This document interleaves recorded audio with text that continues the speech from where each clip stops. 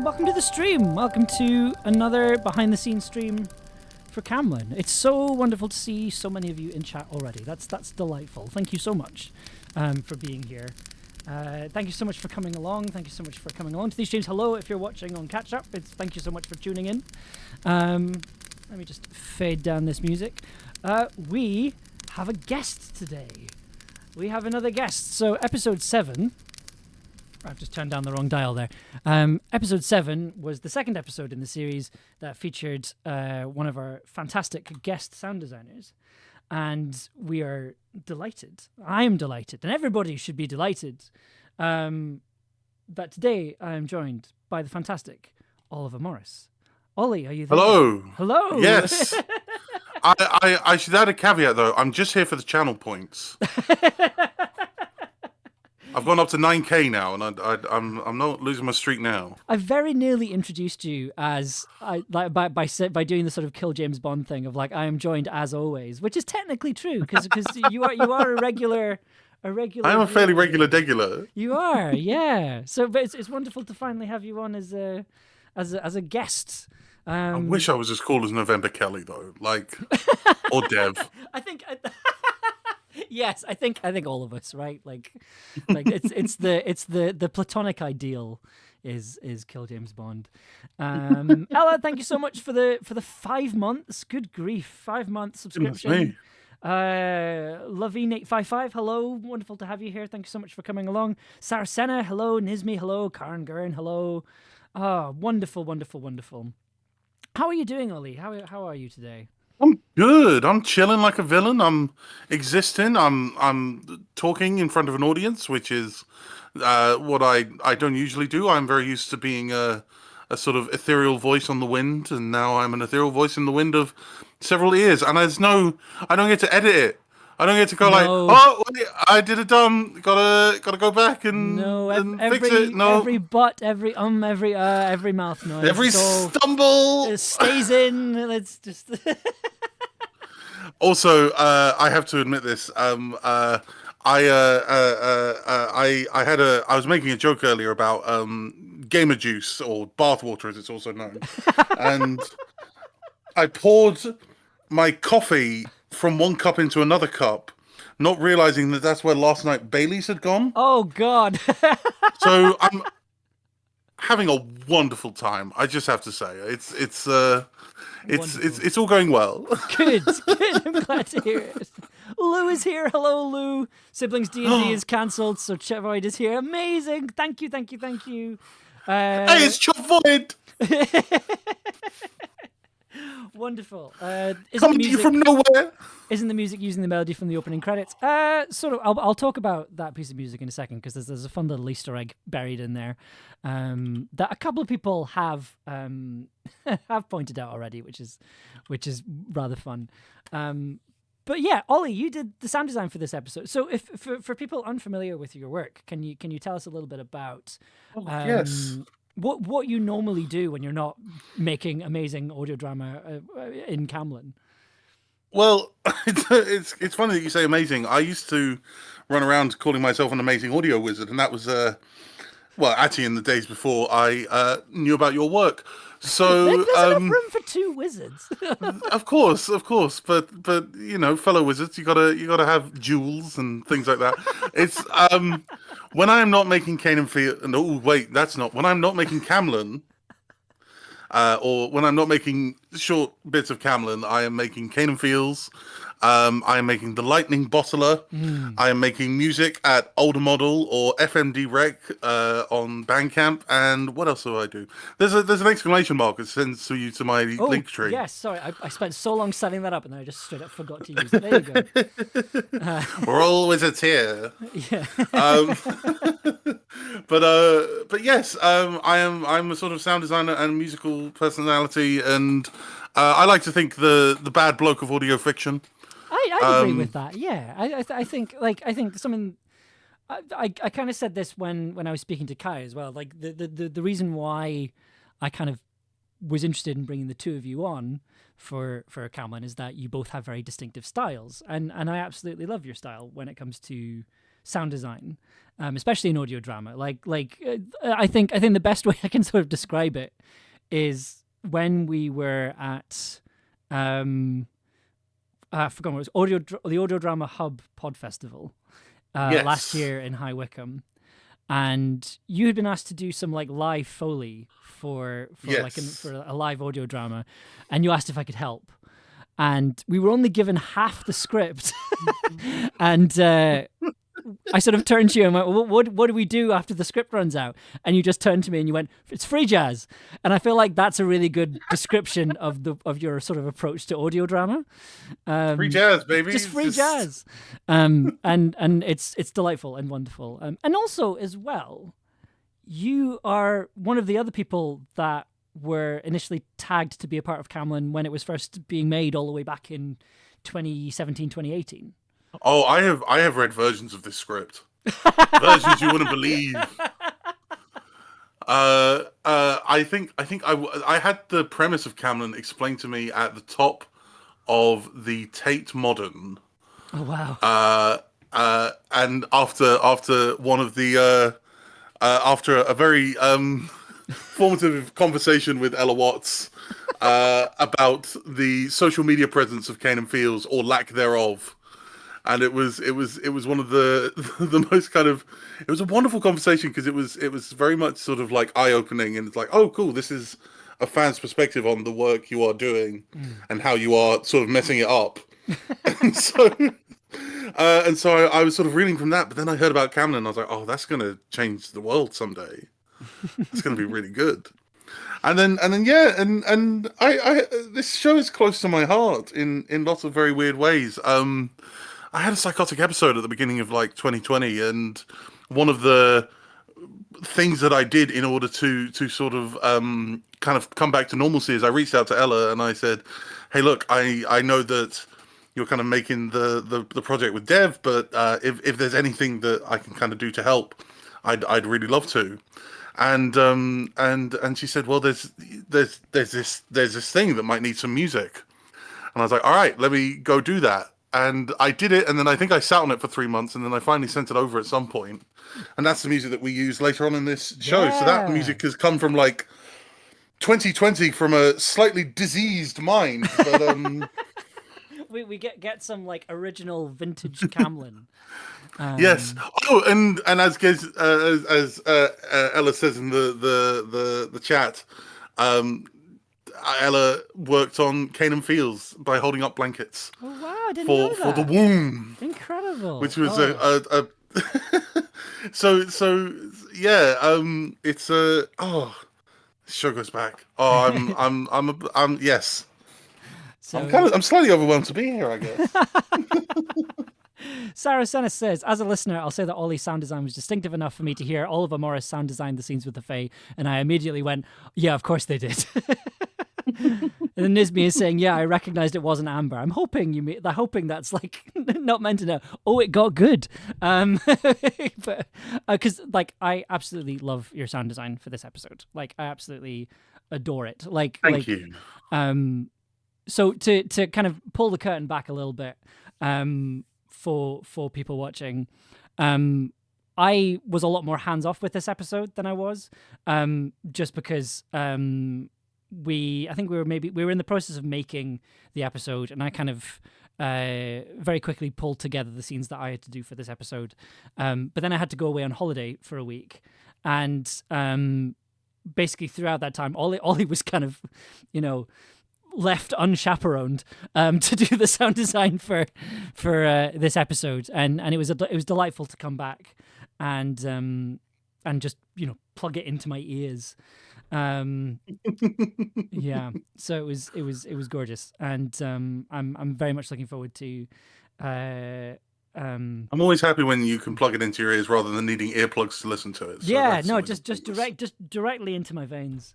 And I'm absolutely going to talk about how much I love the scenes that you did for episode 7 of Camlann, as we go through it. So, but you're talking me up. But there are some beautiful bits of sound design that aren't done by me in this episode as well, and some very clever and ingenious ways of having done it. So I'm looking forward to digging into the bits around it as well. Wonderful. You see, this is something that I've always been kind of curious about when it comes to like streaming as a format.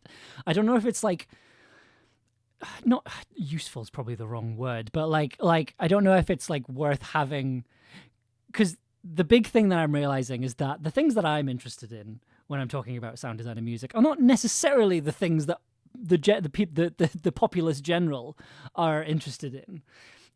So I don't know whether like it's worth, making this more of a regular thing when we talk about stuff in a kind of like being accountable a little bit, I guess. But I don't know. Maybe it's a conversation for a later time. But so we're going to talk about episode 7 today. We're gonna go through the bits that I did, but we're also going to go through the bits that Ollie made, because Ollie is fantastic and brilliant and also did their scenes in Reaper. So we have the project file that Ollie made. Look at it! And we get to go through it. We get to look at all the sound design that Ollie made for episode 7, and I'm very, very excited to take it. Like, I have not looked at this since Ollie sent it to me.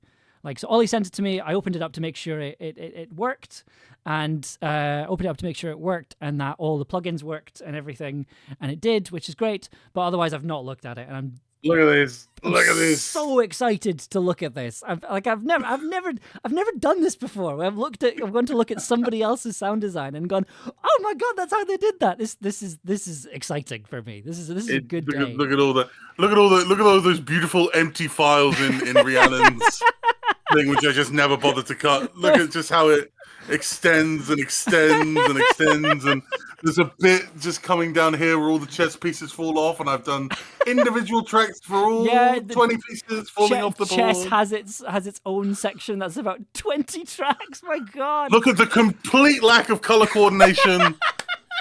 I work in grey. It's like my soul. It's like you made this. It's like you didn't even consider the fact that somebody else might look at this someday. It's in black and white because I mostly make noir audio drama. See, yeah, it's thematic. It's fine. Like, everyone just chill. I will say,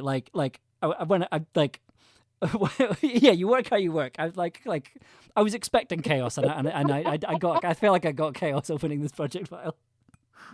Oh God. So we're gonna. I feel so embarrassed looking at. Just do the back and forth, just for the beautiful. Yeah, well, to be aesthetic. Yeah, but like it's like a Pinterest board. I mean, to be fair, like this is now at 95 tracks. Like that's 95 tracks for all of the episodes of Camlann, if I'm not mistaken. Yeah. Right? This is the entire series except for episode 6. I did 10 minutes and I got to 78 tracks. Yeah, okay, but I have things to say about that though. So the thing is you've been the thing is, looking at it, it looks like you've had like an individual track for each different sound. Yeah, exactly. Whereas like I'm very much like, nope, I want like, SFX 1, 2, 3, 4, 5, 6, 7. That's how many there are. So yeah, like I might steal this technique. I mean, at some point. I mean, I am happy to send you the project file. It'll take you 14 hours. It'll take you 14 days to download it, but it's all one file. Yes, it is. It is all one file. So if I zoom out, being very careful not to reveal episode 8. This is the Camlann project file. So if I zoom out a little bit, so over here we've got episode 1. We've got episode 2 over here. Episode You've got 3. little markers where each of the new scenes are. Yes, but the thing is, you don't just have one marker that says eardrop or something, so that you remember where it is later. No. I've like this. But the thing I have to say though, right, is that this method has been born out of bitter experience. I've had so many projects where I've come back to them later and I've gone, I have no idea where this is. What is this? Exactly. So it's where did I put my sound effect? It's very much trying to be as organized as possible.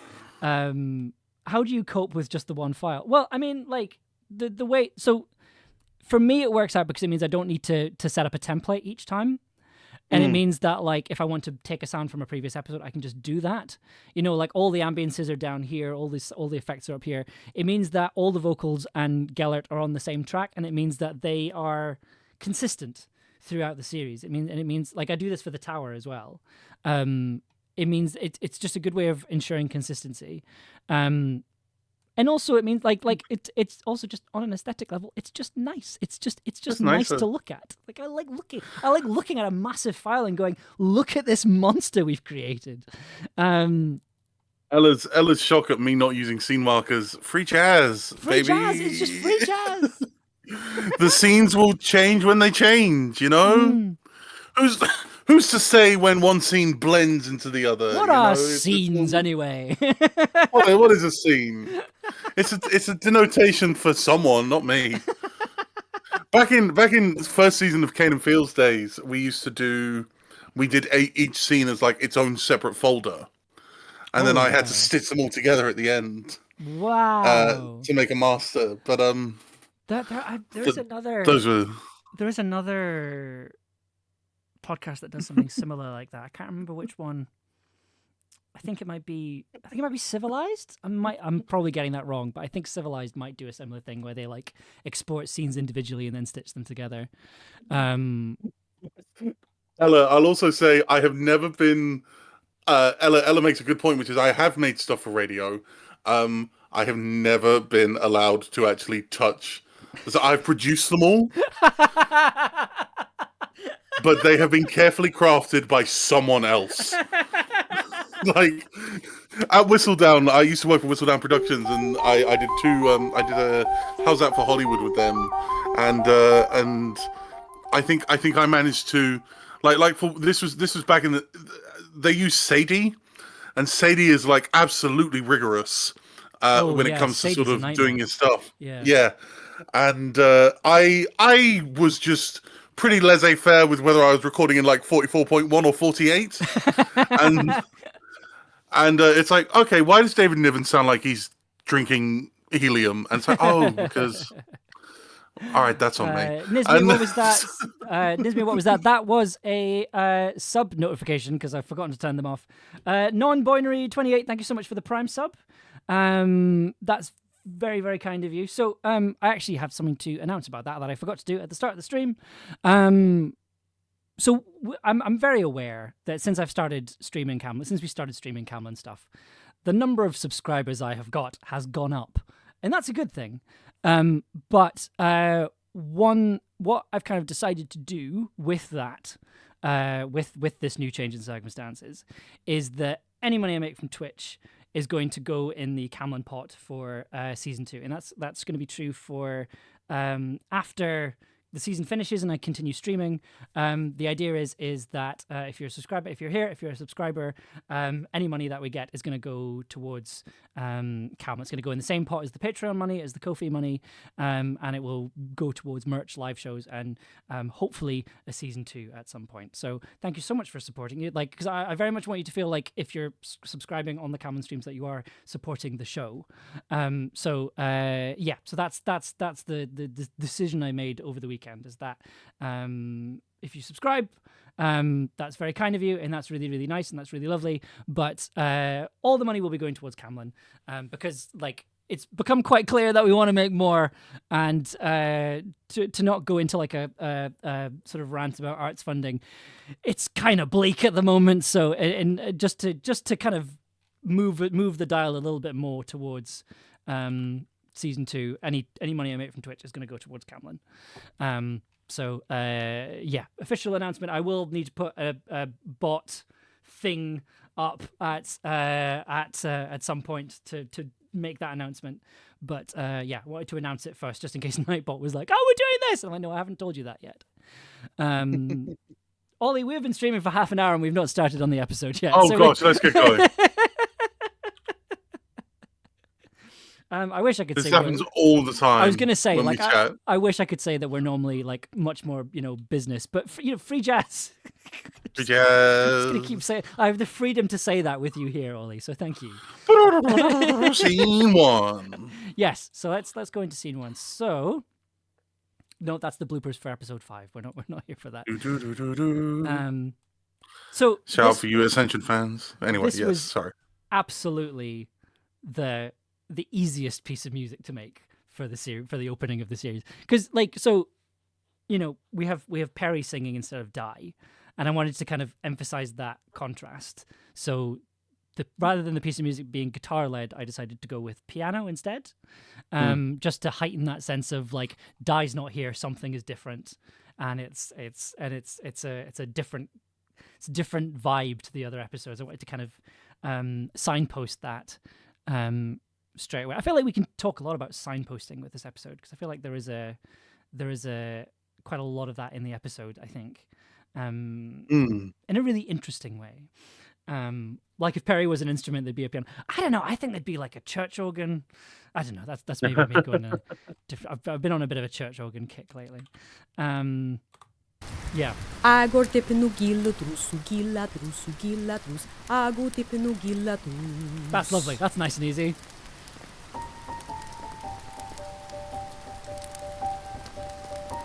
Wonderful. So I love this counter melody you do here. well, we should probably talk about that counter melody. So I've got the score over here. Ollie, if you can't hear this, do let me know, because it should I will still do. work, but sometimes it doesn't.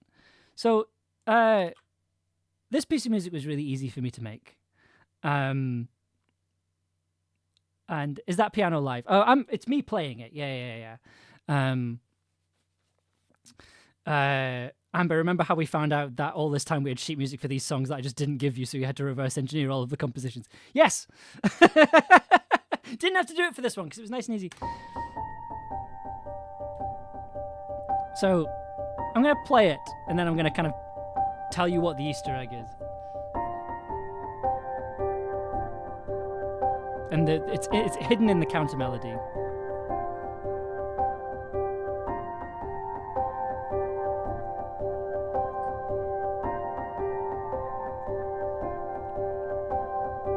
Big chords. Oh, yeah, big chords.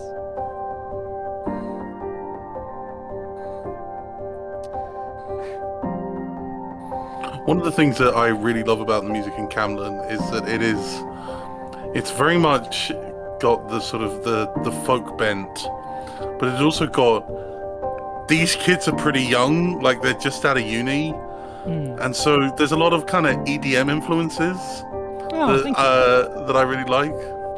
I mean, like, it was kind of it was a sort of, it's been interesting trying to make sort of folk music, because it's not a genre that I have a lot of experience with, but I also live in Scotland, and like, just, you know, there's a lot of really, really, like, it's a really strong traditional music tradition here, which is rather wonderful. So there is a sort of sense of like just absorbing stuff through osmosis and also I think this is definitely something that I realized with Alessa, speaking to Alessa, who does come from a sort of more trad music background, is there's just lots of terms that I just assumed were standard musical terms, but they're Scottish terms, you know, there's these like little articulations and things that are specific to Scottish music. And that's been interesting, but and yeah, the electronic element. I mean, that was very much me kind of wrestling control back, being like, this is how I know how to make music, is with synths, but also kind of blending it. I think I've said a couple of times before that like I was aiming for folk and sort of landed on Mike Oldfield by accident, and I don't know how to feel about that. I think you're a regular Peggy Seeger or Ewan McCall to pick your poison. Well, I think I also I sent you once that some of the, especially the Camlann theme, reminds me slightly of the opening theme of oh god, what's it called? What's the one with the ice skating? Yuri on Ice. Oh yeah. Reminds me a bit of Yuri on Ice, because you know it's these beautiful strings and this classical music, and then it kind of goes into dubstep at the end of it.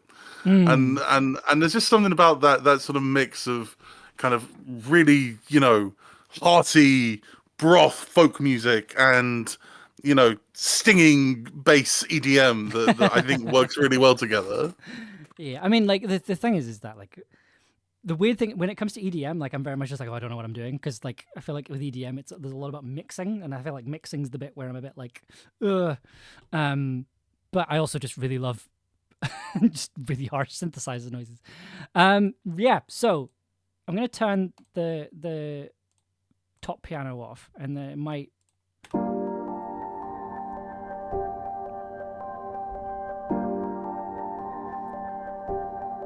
So here's the thing. These are the chords for the fog clears in the tower. It's the same chords. So is this the? Yeah. So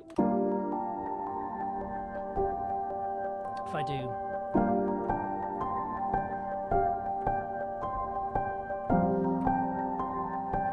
Oh, there it is. There it is. That's the. And if you listen to the. And with that knowledge, listen to the counter melody again.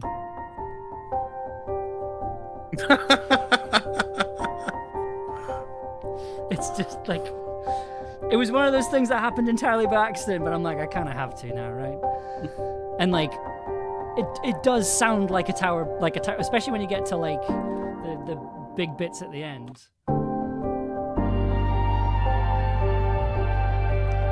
Like, yeah, this is how I would make a piece of music for the tower. It was.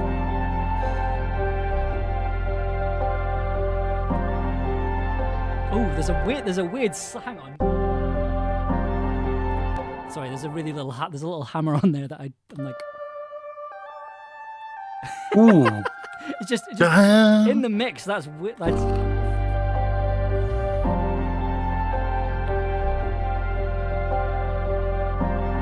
Ooh, I love it when I accidentally do a good music. But yeah, that was the thing I had a little giggle about. I've heard that in Code 7 so many times. It is a very like standard lead sound. I think it's a patch on the monologue. Did somebody I think somebody asked like how did the actors learn the songs somewhere. I sort of made a note to say it, but like but the actors came in and they learned it on the day. I think they had like a playlist that Ella sent them beforehand, and I know for this song in particular, Robin needed a bit more time. Oh no, you said Ella sent them ahead of time. I beg your pardon, but Robin needed a bit of extra time to learn this particular song, because they are not Welsh and they don't speak Welsh. So Robin just didn't realize Welsh was different to English. So I have to admit, I have, because I pretend that I'm European, or my dad's from the Isle of Man and lived in Scotland. My mum lived in Reading and moved to Scotland for a degree, and I try and kind of play off that I'm like maybe a quarter Manx, quarter Scottish, half English, all this sort of stuff. Listening to this podcast, I'm like, I am the most English man I have. No, I mean, like I get it. Like, I mean, here's the thing, right? So I moved to Scotland when I was 3 years old, give or take, and throughout being a teenager, like I didn't feel like I was Scottish until I went to university. Like I think throughout primary school, secondary school, one of the things that was people always they were very much just like, you're not Scottish, you're English, and you just live here. But then I went to university, and then I started speaking to people, and they were like, oh, you're Scottish. And it was at that point I started being like, oh, right. I mean, like, I think, I mean, my thing is, if you've got a connection to the place, like you're Scottish, like, you're an honorary Scottish person. And, like, I feel like Scotland has a very particular, and Glasgow in particular has a very particular identity. And Ollie, I know that when you were up here, you very much vibed with that identity.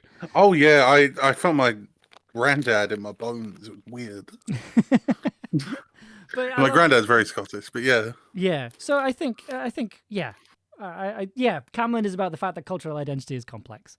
Yeah. So yeah. So like, you are not the most English man. Like, none of those words are correct. Okay. How does the next scene start? I've forgotten. Oh, it's the campfire scene. Okay, that's fine. Figured you needed warming up. Perry has one of the most Perry lines in this scene, which I really enjoyed. Is that have you seen this before? Is that the fire? No, I've never seen anything like it before. Yeah, that's the one. It's like, It's been 3 days. Should we? He's coming back.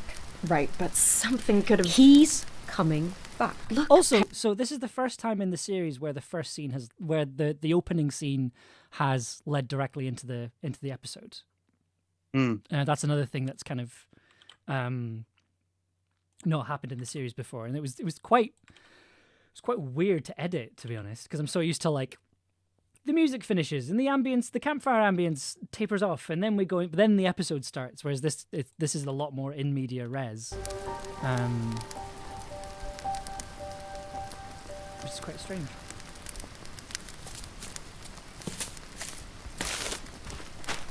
Figured you needed warming up. Thank you.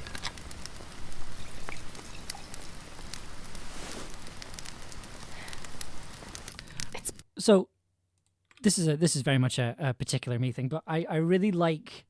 There's a coziness to Camlann that I really like, right? Like it feels very everyone's wearing fleeces and drinking from thermoses all the time. And it's been wonderful to work. It's very with that. cozy. Yeah, it's been wonderful to work with that, and to create that in sound design, especially with you've got the sort of fire and you've got the wind It's been here. 3 days. Should we? He's coming back. Right. Oh, that's- I can talk about this now because episode 7 is out. So there is a track down here called Fire Magic. So Okay, it is a granulizer. of course. Very Love a common- granulizer. I do love a granulizer. But in the episodes where Dai is at the campfire, let me just There's a little bit of there's the track with fire. You'll see the meter start to come up here. I just put this on. It's very quiet in the mix, but this is what it sounds like.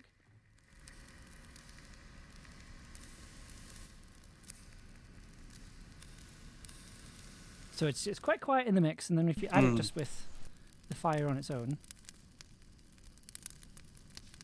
adds like a little bit of a delay, a little bit of an ambience to it. That's been in there since episode 1, so it's very quiet. It's a very subtle thing. it's been here the whole time. It's been here the whole time. Or is it Mr. Policeman? I gave you all the clues. But in this one, it's not there because Dai isn't there. Oh, where's Dolly? The clues were there. Both the sound design and writing have been foreshadowing. My favorite thing to do is to foreshadow things in sound design. It's so much fun because it's like you feel like a master thief, like leaving a calling card But it's for all your fans who are sleuths to pick up later. It's happened quite a lot in Camlann. Like we've done it with wolves, we've done it with thunder, and we do it here with music as well, which I really love. Lots of little bits of signposting and things, and it's good. It's a nice feeling to have these like tiny, and it's one of the reasons I love doing these streams as well, because there's a lot of these little details here that like you won't necessarily notice, but I think just having a place to be like, oh yeah, no, that's absolutely there. So if you do spot it, you get that vindication. As a listener, I love it when there is foreshadowing in the audio. When I catch it, I feel like a super sleuth, and it's so fun. Right, it's great. I love reading little clues like that. Okay, so what's the next scene? Ooh, this is the scene with the video camera. Okay, cool. You get to... So how did you do this? Ollie, I'm glad you asked. So when we I talked about this a little bit on the last stream, and I played a video on the last stream, kind of showing how it was recorded. But we recorded it on an old video camera. So Angharad had the video camera and was pointing it at Tobias, and then played the scene out, which was marvelous. And it was very much like, I think it was one of the ideas that Ross was like, "Are you sure?" and I was kind of like, "Yeah, no, it's going to be fine." And then Ross would go, "Are you sure though?" Which is what should happen. I should be challenged on these things, but it very nearly didn't happen because I couldn't find a charger for this because this is such an old video camera. I think this used to belong to this was Sarah's video camera from before we were a couple. That's how long ago that was. Oh my god. I think it's from like 2013, 2014. That's how long ago it is. It's a 10-year-old camera. I just bought a 10-year-old camera for a sum of money, and it's great because it was a state-of-the-art camera in like 2013. Oh wow, okay. But it's still a state-of-the-art camera in 2023. It's like it still goes up to like 16 megapixels or whatever. And beautiful crisp quality, and it's just like, it's great, and it's all chunky, and I love old tech. Anyway, carry on. So what we did, so basically filmed it on the camera, but the challenge for this first one, so obviously this is Morgan and Ben was recorded remotely, right? So Ben was recorded separately, kind of like in this setup that I am now, and so we had to try and find a way to blend it together. So I don't think I have. I think I do have the project file where I edited it all together. But basically, what I did was I edited the scene normally. So ambiences and the voice tracks and stuff, which are somewhere. Mm-hmm. Have they gone? They're there. Oh no, they're not. Okay, sorry. Beg your pardon. It's down here. There it is. So. Morgan, check it out. So you'll notice there's like a little bit of stereo panning in there. Mm-hmm. That's because what I did was to kind of film the scene, I had the camera pointing at my speakers, at my monitors, and then I was sort of had it pointing away at first, and then turning towards it. So you got that movement of Morgan turning the camera to face Ben. So if you Oh, sort of have wow. a quick listen there, Morgan, check it out. that's why you get that little stereo effect there. Yeah. Genius. And then so filmed that, and then also added this extra little effect here, which is just an ambience going through an EQ. Yeah. Morgan, check it out. You only just noticed? Shut up. Come on. I just there's a crispy like this is why I'm very happy to have you here, Ollie, because I'm like there's a crispiness, and I like it's so crispy. It's so crispy. It's got that sort of like DAC kind of compression on it. It's lovely. You only just noticed? Shut up. And also you've got that proximity, right? Like you can sort of hear the proximity that Ankarad is next to the camera, or is like right holding the camera right in Yeah. front of her. She's got the camera. Ben is in the distance. Come Yeah. on. Get down before you fall down. I've got a better idea. I'm gonna do something dumb. There it is. And yeah, oh yeah. So when in the video where I filmed my speakers, for the running scene, I had the camera like this and then just went like just shook it, just shook it to get the required effect. Are you alright? I'm fine. Poor Morgan. She's been blessed by idiots her entire life. This isn't funny, Ben. What if you'd hurt yourself? Oh yeah, so there's a punch in here as well. You should have seen the look on your face. This isn't funny, Ben. What if you'd Nice hurt punch. yourself? Yeah, That rock was 6 foot tall. You could have broken your spine. Yeah, but I wouldn't have. How? Magic? Like, you wouldn't have let me do it if you thought I was actually going to get hurt. Now, I have to say, in this scene, I've now worked with Gellert. Sorry. just what a phrase. He's such a good boy.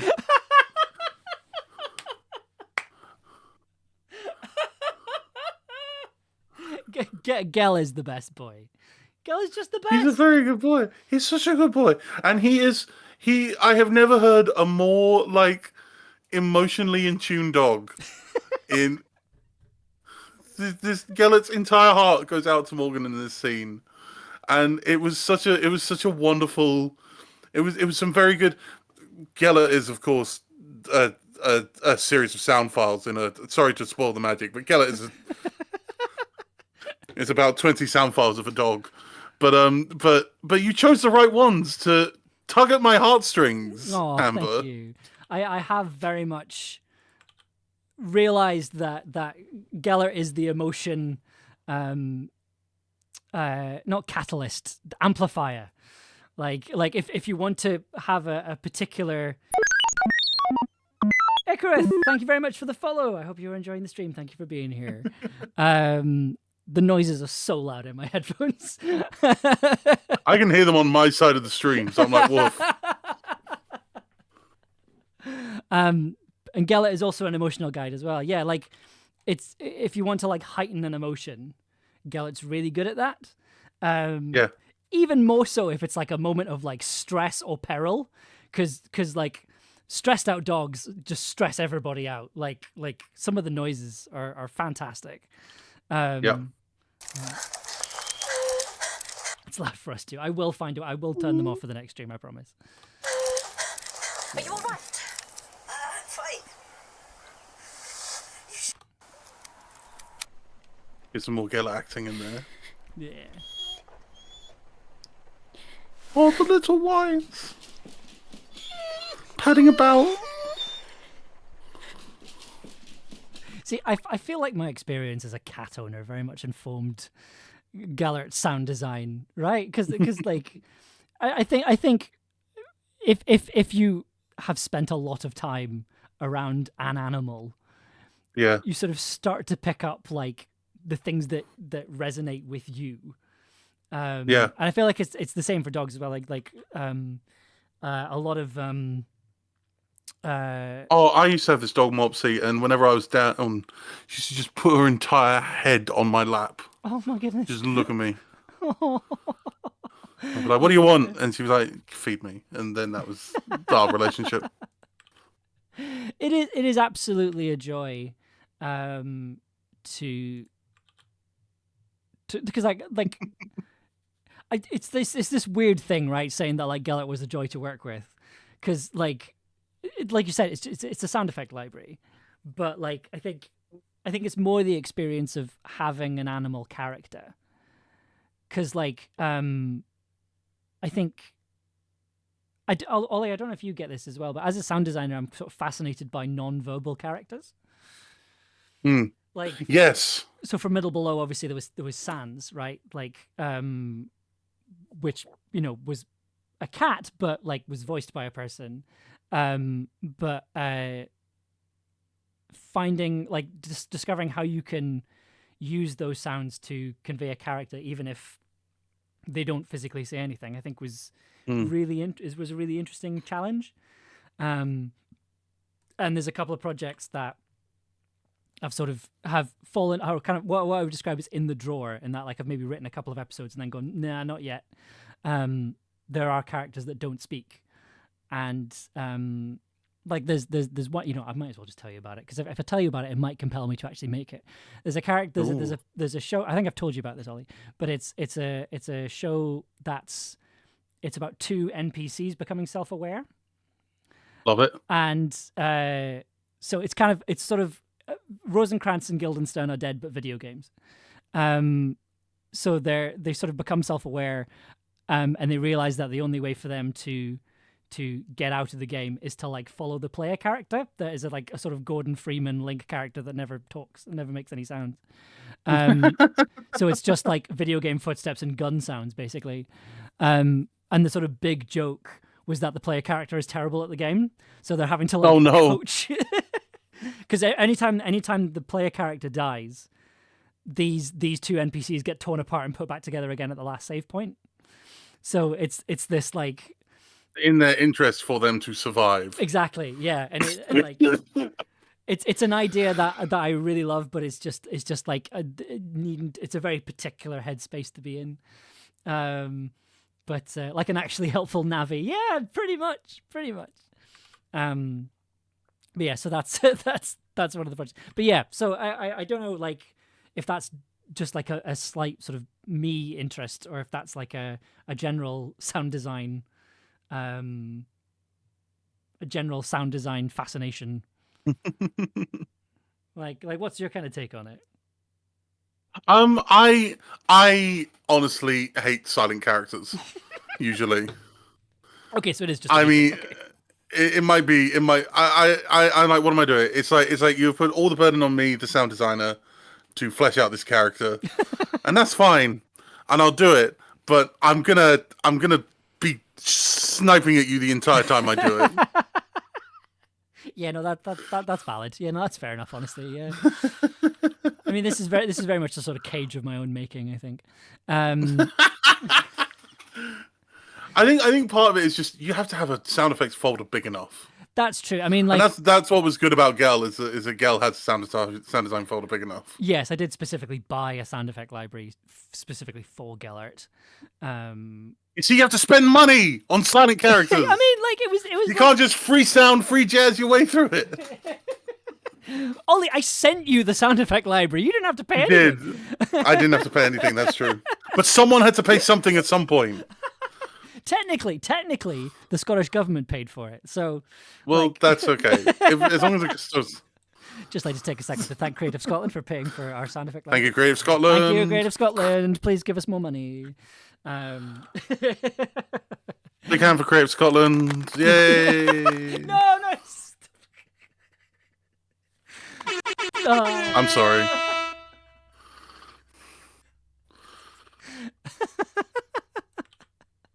Okay. So people have put stuff in chat. This is the second time I'm going to mention Code 7, but the intense parts of that game are so terrifying because if you die, the character you're guiding ends up dying begging for your help. Oh my god, okay. Ooh. I think don't worry about the silent character, we'll fix it in post. Yeah, no, that's understandable. Yeah, no. When you put it like that. I think it's that kind of thing when you're writing, you either have to create the world and let the sound designer finish it, or you can be more prescriptive.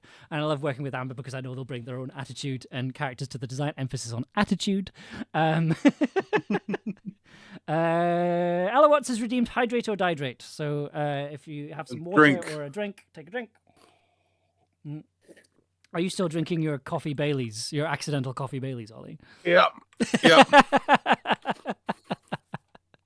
Okay, so I'll tell you what. I'm very aware that we're moving very slowly, so we're gonna talk about the second camcorder bit here, and then we're gonna cut to Ollie's scenes because I think they're really cool. Okay.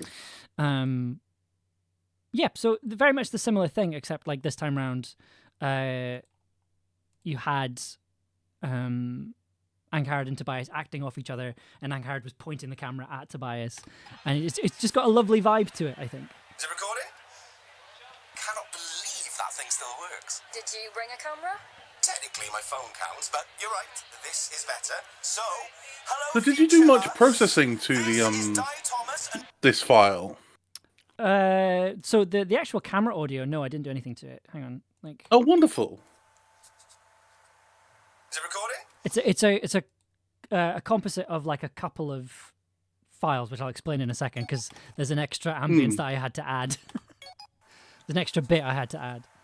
Is it recording? But in terms of you're not like futzing with the EQ or anything like this. This is just the sound of the microphone that was in the camera, as it were.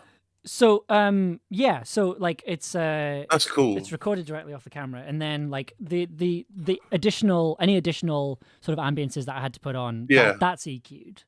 And that's EQ'd. Oh, yeah. And then it's quite a hard compressor on it to try and emulate that kind of compression, that compression you get on videos.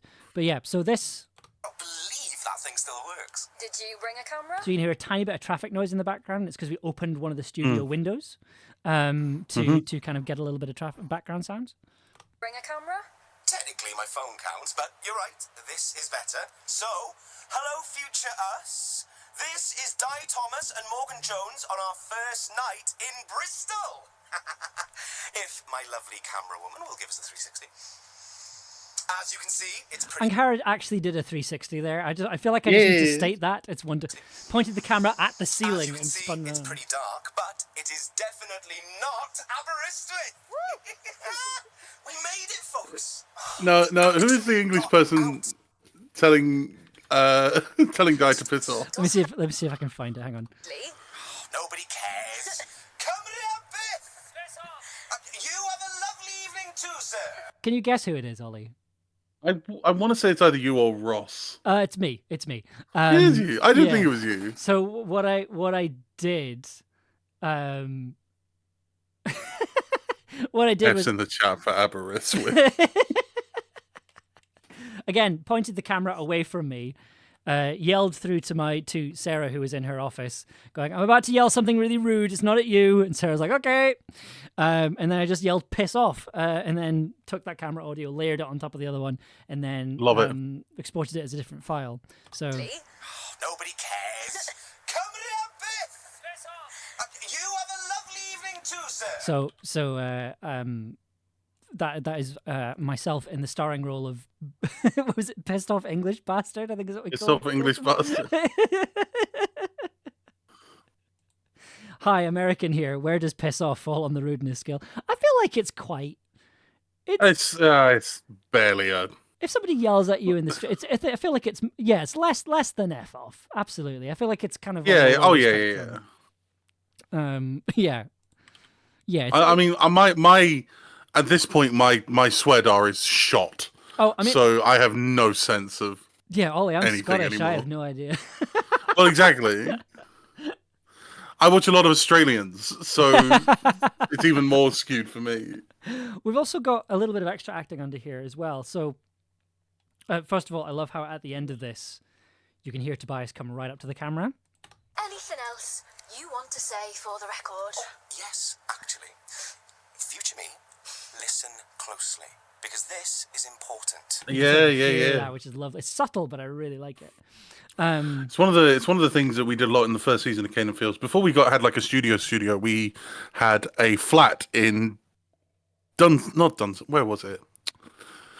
Oh, Deptford. This Deptford flat that Jude's mates had, and we recorded everything just in this flat and used and it was all of our shots. Everything was just recorded in this flat in different rooms and different places just to try and get different atmospheres. And like Jude would move around with the microphone to kind of record like bits and pieces. And it was a nightmare to put together, but it did just give everything that extra layer of space and sound, which I try and emulate as hard as I can in kind of episodes since then, but like, it's not quite as crispy. It's not quite as like, why? You know what I mean? It was one of the things I really loved about those initial episodes of Cane and Fields. I mean, like I love Cane and Fields and The Lightning Bottler. I like The Lightning Bottler remains one of my favorite podcasts because it's just. Oh, thank you. Go listen to The Lightning Bottler. It's amazing. I love it so much. Well, one about Cats coming out at the end of the month. Yes, I'll plug that at the good. end. I've heard it. It's very good. It's very exciting. Yeah. Got rid of that troublesome synth. Yes. I was listening and I'm like, this sounds like a broken synthesizer. I know it well. But one of the things I loved about when I first listened to Cane and Fields, because it was at that time where I was like, oh, there's a whole load of other audio dramas coming out right now. You know, you had like Orphans, you had Overcoats, you had Scottish Podcast, and then you had Cane and Fields as well. And I was like, oh, I'll listen to Cane and Fields. And like, it felt a lot more dynamic. That was the thing that stood out to me was like, and like, it's like it had that sort of, I hate using this word for describing audio dramas, but like had a grittiness to it where it was like you could sort of, it did that weird thing where you could sort of tell it was recorded in a flat and you could hear people moving around the microphone and stuff, but like it kind of added to the effect, which I was like, that's really interesting. And I think it was the first time I'd kind of listened to like an indie audio drama and been like, oh, I'm very aware the space that this has been recorded in is being used in a creative way, which I thought was really interesting. But yeah, it was like you can either fight it or love it, and it was like, well, let's love it instead. Yeah, free jazz. Like you lean into what you got, right? Free jazz, baby. That's very much my attitude when it comes to like Ella will attest to this. Very much my attitude to audio editing is let's make it work with what we have. Like so we had factored into our contracts with our actors like an hour's worth of pickups, and whenever Ella would be like, "Oh, should we get this in a pickup?" I've usually gone, "No, let me try and make this work. Like I can make it work with what we have." Which I'm very aware is probably not a sustainable attitude. And there have been times where we've gone, no, let's actually get a pickup. But I think for episode 7 we actually had quite a few pickups. I feel guilty knowing that because I burned through a couple of pickups in my scene. Well, I mean, we have the extra hour there for it, but also as well, like I feel like the issue with episode 7 with your seeds as well, they could have been recorded a bit better. like I remember when I was cleaning up the audio, I was like, I could have maybe have done this a bit better. So do not feel bad about using pickups. If anything, it is my fault. Did you by any chance think that's an Ollie problem? Well, no, because at that point, because the thing was when we were recording, I was very much like, oh, I'm excited to design. I remember thinking, oh, I'm excited to design this. So I don't think we'd made that decision quite yet at that point. I think at that point I was like, let's just get this damn thing recorded first because it was quite intense.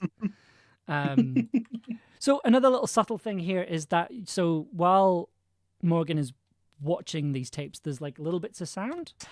We actually got out. Take that, existential onlooker. You can sort of hear Morgan's reaction. Divine grace. Yeah, you can hear her sniffling. And... Yeah. So we did do a take where he basically said to Angharad, like, you know, we need you reacting to the video. And yeah, just Got you through your GCSEs.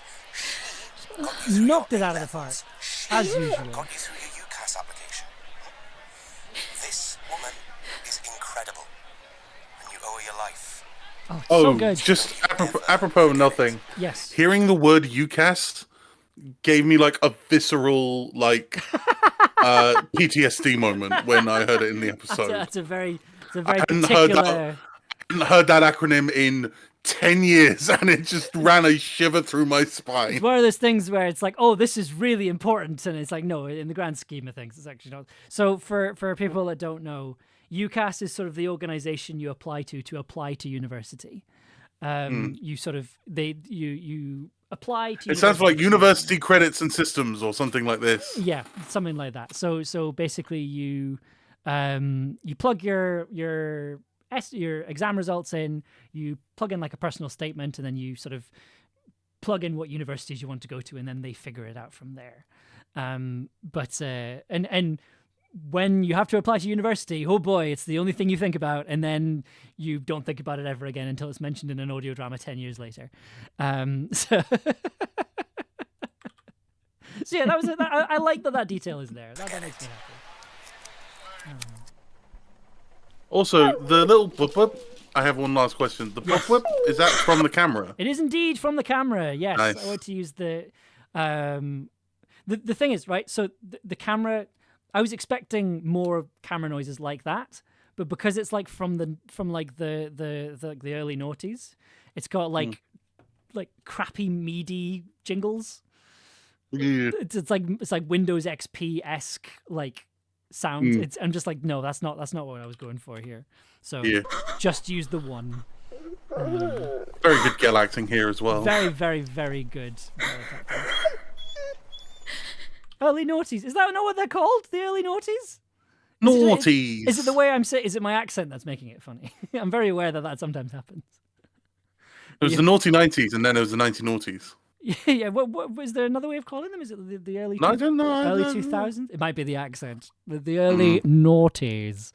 Naughties. The noughties. Or the naughty. Park life, etc. Right. Should we? Let's talk about the bits that you did. Let's talk about. Look at that file. Yeah, we're gonna jump. Look at this delightful chaos. I love this. By the way, one of the things I love is the jump into this episode. I don't know if you probably still don't have it, but you sent me the sort of the sandwich around it. Oh yes. Are you talking Do you about still have that? The little bit of audio I put? Yeah, I do actually. Hang on. And because I can feel it. So first of all, at the end of this scene with Gwen and Morgan, you hear some of Ollie's music, and it's like kind the of apocalypse would have homework. while I Morgan know, is talking I about going under the cheated. hill. The Mabinogion, that's a Down here. mistranslation. It's Pedair Cainca Is it Mabinogion. muted? The four branches of Something. the Mabinogion. It's coming in now. Oh, It's a book of old Welsh stories, really old stories. Some of the oldest we have. It's weird and medieval and very Welsh. Oh, I just love this track. It's just So I else- was going to talk about it. Nobody else in audio drama is making music like this. I love it. One of the things that I did for this track, I I made this while I was in a halfway house in Dunstable. I had all my music gear on top of the suitcase that I had brought to the God, this really paints a picture. So I had my I had gone mad. I had gone to hospital. I had needed a suitcase to pack enough stuff because I was there for a month. And so I had this huge suitcase. And then I went to this halfway house, and I went straight from the hospital to the halfway house because my parents essentially evicted me out of the old house. So This piece of music was made with a little kind of 2-track audio interface plugged into my Mac, which was plugged into a maybe 12-inch screen that I had balanced on top of the suitcase that contained everything that I owned. And I had this Fender Stratocaster Blacktop, which I'd bought in. Where did I buy it? I bought it in Colchester, and it was the only Stratocaster it's the only Fender product I own. Oh, it's like an actual Fender. Yeah, it's the Fender Blacktop series, 2012 to 2014. Wow, okay. They're like, let's get the metalheads in, and so it's 2 humbuckers, but it's got a 5-way switch, so you can do single coils on either end. Oh, incredible! And so I had this guitar, and I was like, I need it to. And if I just play it like a guitar, I'll just play jazz. I need to change the palette of this guitar. Do you know Robert Fripp? I think it's Robert Fripp. No. The guy from King Crimson. The guitarist from King Crimson.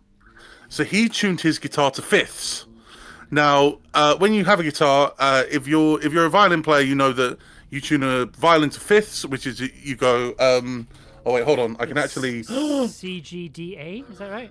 CGDA. So yeah, there's a whole. Hold on. I'm gonna do some magic jiggery pokery here. Do you need me to vamp for a bit? No, I don't think so. Wait, hold on. Maybe I do. Maybe I'm doing the vamping just by talking manically while. I can talk about this scene with Gwen and Morgan if you need to get set up. Oh no, I just needed to turn my noise suppression off so I can get my piano. Oh. Yeah. So fourths, a guitar is basically tuned E, because that's fourths. Yes. But violins are tuned, kind of like a. So basically, I went from tuning it to fourths to tuning it to fifths. So the guitar is tuned in fifths like a violin. Oh wow! Okay. And that gave it a sort of slightly more medievally sound, and meant that I kind of, and basically the way that I sort of did it is I sort of went into a bit of a fugue state and just sat there with the guitar for like 10 minutes, sort of with a bit of reverb, and just sort of quietly tried to pick out little bits and pieces. And the bit that you use there is when I found one chord that I really liked, and I just played it up the whole neck. And I was like, this is the best chord. Anyway, sorry. Yes. That's okay. Just turn that up a bit so people can hear it a bit more.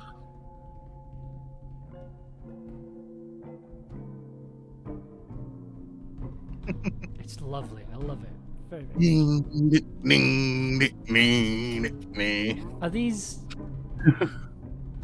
Are these like drum loops, or are they like MIDI drum kit?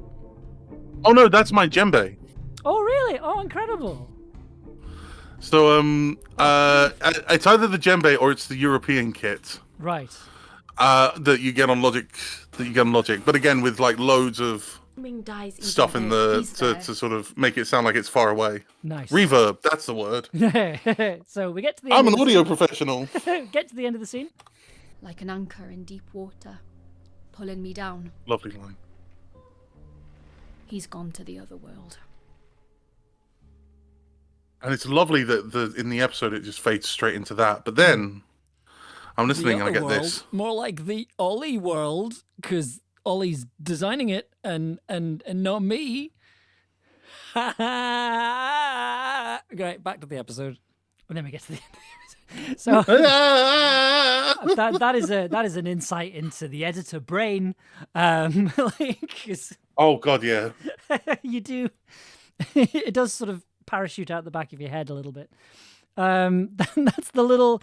So when I was exporting, when I was editing, I'll explain. So when we were editing, so Ollie was obviously doing the scenes in the middle with the under the hill bits. Whereas I was doing everything either side of that. So I was doing the end scene with Di and Morgan arguing, and then I was doing the scenes up to that. So when I was editing these bits and sending them off to Ella and Ross for notes, and then sending them off to Ollie, being like, "This is the reference." There was this sort of gap in the middle to be like where the other scenes were going to go. And I thought, rather than being the sensible person and putting like a beep or just a pause there, I decided to properly mark the occasion that these were the bits. This is the bit where Ollie was going to go. The other world, more like the Ollie world. Ollie world. Ollie's designing it, and not me. Like, you'll notice here it's marked Ollie's bit in the project file. And that's what we're going to talk about now. We're going to go over to Ollie's project file over here. Here we go. Here we go. All the files are here, I think. Is that? Yes. Look at this. Look at this. I just wanted to point this out before we start. Okay. Could have deleted these. Yeah. These blank I files was going to stop. ask, why are there bits of silence here that aren't doing anything? So when I was sort of spacing it out, I wanted to make sure that I wasn't, because when you get all the dialogue, it comes all together, it comes all centered at the same bit, and so I wanted to make sure that when I was sort of cutting things, I wasn't moving things where they shouldn't be, and yada yada yada. Easiest way to do that is to make sure that you have all the sound files just like where they need to be. At the same time, but I don't clean anything, unfortunately. Like I can see that. I'm looking at it right now. This is the meme of Goofy walking into the apartment and it's just, you live like this? There's like a 6-track file over Yeah, here. there's a 6-track. My goodness. That was a very lucky find actually, because I needed to make it sound more magical, and I was like, this was very near the end of my sort of tenure and tether, and I was like, oh, I need something, and I don't know if I have another good bit of music in me, and so I went on to Freesound, and I can't remember what I searched. I probably just searched magic or something like it. And this wonderful composer had just it's worth soloing actually, just that bit alone. They had created this piece of music, and it was just for magic. And it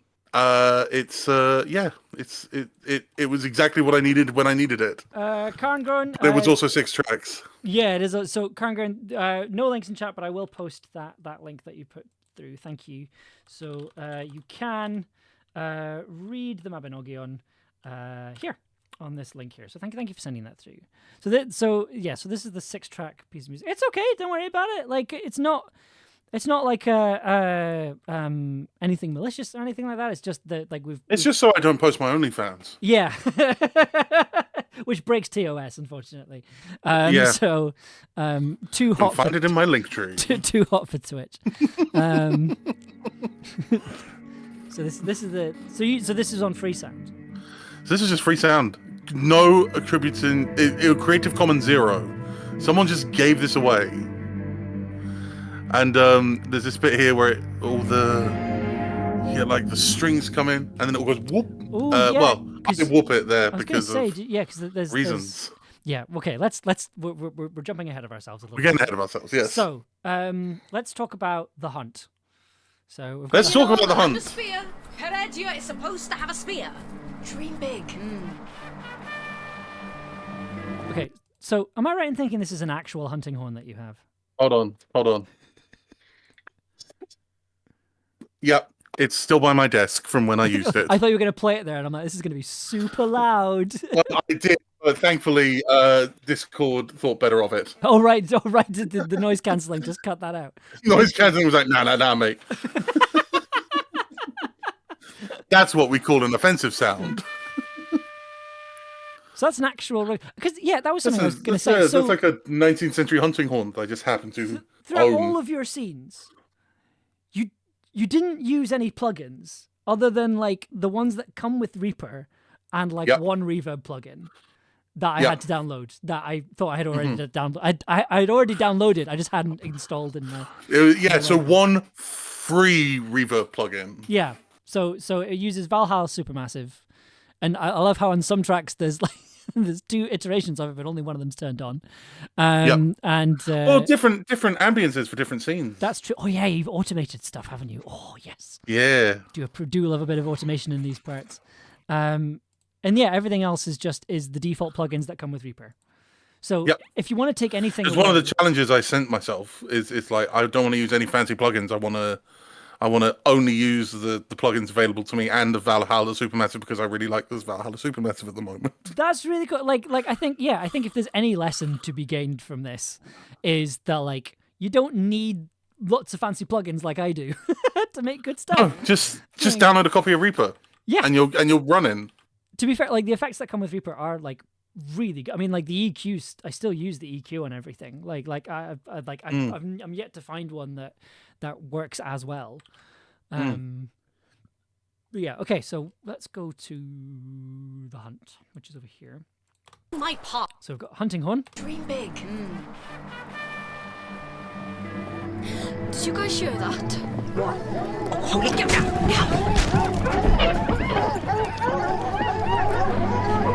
So we got a couple of things here. We got some horses.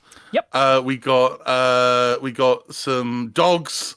We got some Native American whooping.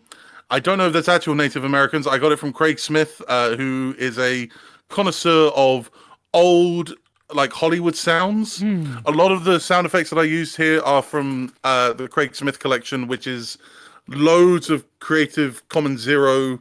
So, freely available to use sound effects. And it's a bit of a hallmark of the sound design that I do, is that, like, I love those sort of Craig Smith sounds. Because they're all sort of vintage Hollywood, right? They're all vintage Hollywood. They're all very vintage Hollywood. In fact, the Wilhelm scream may or may not turn up later.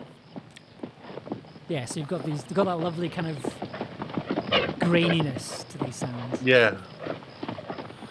And then they all go woo. Yes, and the woo you put a low pass filter on here.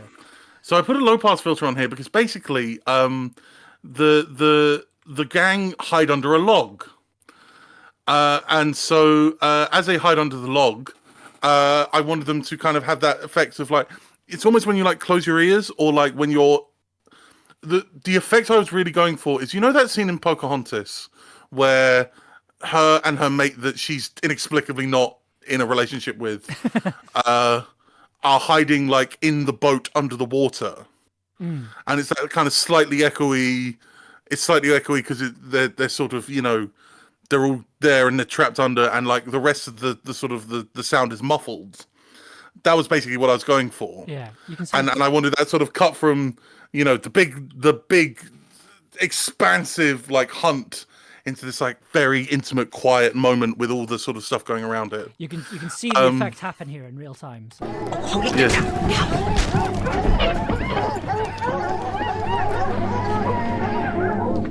Oh, it's such a good sound. Beautiful.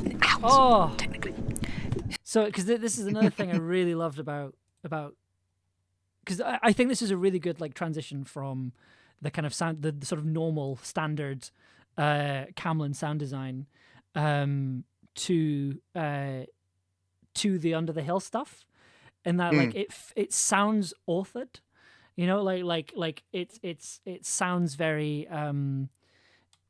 unreal to a certain extent, but in a really lovely way. Oh, all the frequencies. Beautiful. Oh, like I'm 100% going to use that trick at some point. That's great. Yeah, and also like Also good for when you need sounds of the club from outside. Yeah, I love that. But also like Come on, you should be in the club. The fact that you're using these vintage sounds. Yeah. Like, I'm just gonna hang on. Let me just turn the sounds off just for a second.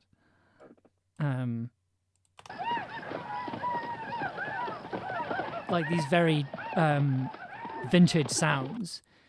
It does have a very specific vibe, and that it's a very specific vibe that I think is very particular to your work as a sound designer, which I really love. And it's great, and it's so good to have it here in Camlann. Those dogs are beautiful. Hounds, technically. The hounds, technically, by the way, my favorite line in the whole series. It's great. It's so. This bit was this was so quiet. I think if you right click on item properties, you'll see how much I boosted each one by. Oh no, that's I think it's up here, isn't it?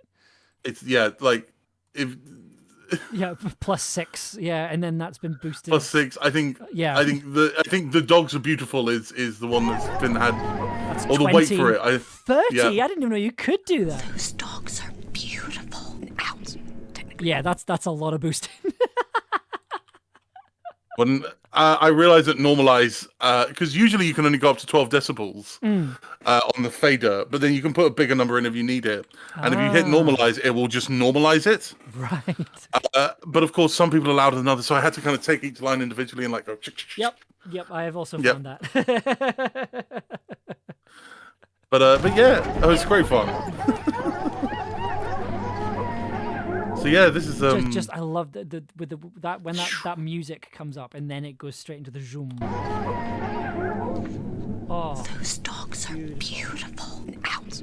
Technically. Who is he? Wait for it. hunting horn again. It's great. Yep. And that's such a subtle like slide back out as well. I love that. This is the kind of because the dogs are in the distance and they're kind of getting out from under the thing and looking Bring around. up Leaf and his hounds, the coon and on. What does that mean? Nothing good. Nothing good. Come on, let's go. I love Perry in this episode because they have all the one-liners. Yeah. Every one-liner. They get to just be the hero in this. This is it. How do you know? Oh, we get How the do you know how get to use the a crossbow? the tree opening. Oh, the hill opening up. I love this I sound. think we just...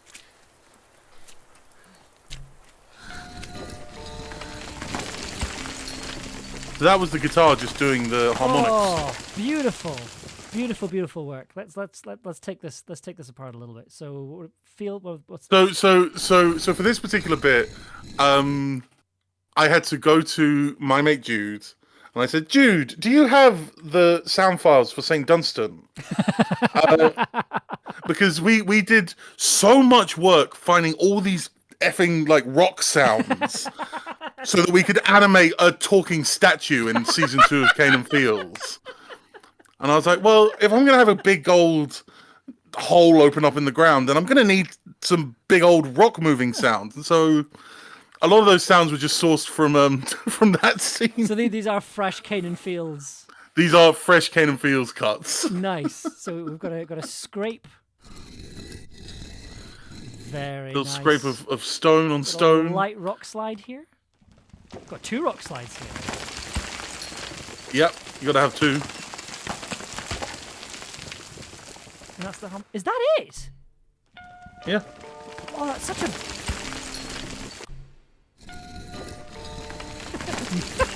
Man, those are rock solid sounds. The thing that makes it is the music though. It is It's the music, it's yeah. And I noticed that the music is. Is that them? All right. It is a I've done magical, anything. like it is a beautiful little. It's such a simple little lick as well. That's great. Yeah, it's so that's what a guitar sounds like if you tune it to fifths, basically. Oh, beautiful. And then the top note is a third, Okay, because everyone otherwise get your behind me. E string would Gal, snap. heal. Oh, where did go that over reverb? the hill. Did that reverb? Oh, do you know how to use a crossbow? Where did the reverb come from? Hang on. Let's see. If The reverb, if you scroll up, you know how I have it's another plugin, on the. I believe. Yeah. What is it? I think so. Yeah, it goes from Arverb stereo. Okay, everyone get behind me. Gal, heal. That's not gone up. Let's go under the Oh, hill. weird. Hold on. What did I do? Oh, hang on. Yeah, sorry. There's a mix here, and that goes up slightly. If I Yeah. turn that down. Oh, there it is. Yeah, there it is. Yeah, okay, there you go. The mix goes up. Okay, I got confused because there's the wet one there as well. Yeah. Because that wet stereo was just is the subtlest thing to make it sound like when you're in a moor and you yell Yeah, and Everyone you get can behind just me. about hear an Gal, echo back. heal. yeah. that was what I wanted. I just wanted like a touch of reverb so you could just about hear an echo back. And then when they get into the cave, that mix goes up, and then it's like then they're in the cave. Oh yeah. Oh, I need to talk about this. So that transition into the like. So Sassy Catastrophe had said, so those 3 rock sounds, not knowing they were all rock sounds, I thought they were like wood. I love that. Like it's doing the thing that I really love about sound design is that it's creating an outline, and then the listeners. Your imagination does the rest of the work. Exactly. Like I love that. So like, and that's such a simple like way to do that. You've got 3 sounds and a little bit of music, but the little bit of music gives it the magic, and then you've got the 3 rock sounds that sound so much bigger as a result. I love that. That's fantastic. And then this is like when I listened to this bit for the first time, I made a noise. I was like, ooh, that's good. You might need to be on headphones to hear this properly. Did you both just feel something? My ears popped. Oh, it's such a good noise. Oh. And you'll see my only marker for the session, ears pop. Yep. Oh, no, you've got another marker over here. I've got 3. You've got 3. I got ear pop. I got and then what's that one at the end? Winter. You've got ear pop, Untitled, and Winter. Winter. There we go. Yeah. Where is that? Yeah. So you've just got a little. I'm assuming, is this from a library? This is just from a library of just bass drops I have. Oh, it tickles my brain. Ooh. Oh. With I think a bit of Supermassive on it. Yeah, there's Supermassive on here as well. Yeah. It's such a good way of demonstrating, because like, I mean, I don't know for anyone else, but that gives me the feeling of like, it gives me it gives me the bodily reaction of my ears popping without my ears actually popping. Like it feels like a change in pressure. It's such a really good way to indicate something? That. And it's keeping true to Camlann's EDM roots. Yes. I think I can see a light. Yeah. Like, you know, Camlann is obviously. No, this here is a scene transition, except it's 30 seconds long. Yeah. This is kind of what I mean about free jazz, isn't it? They're walking down a hallway. I think I can see a light. Yeah. Got the reverb coming up, and then you got the music. Oh. Music very slowly comes back up. Just treading along. This bit here, this rumbling effect was just supposed to be like horses galloping by, but it just does something else. Yeah. I don't know what it does, but it just does something else. It just feels like pressure, right? It's like that feeling of when a plane's taking off. Yeah. And then and it presses you back into the tropics. Yeah. So bright. I didn't know these colours existed. They don't. Not in our world.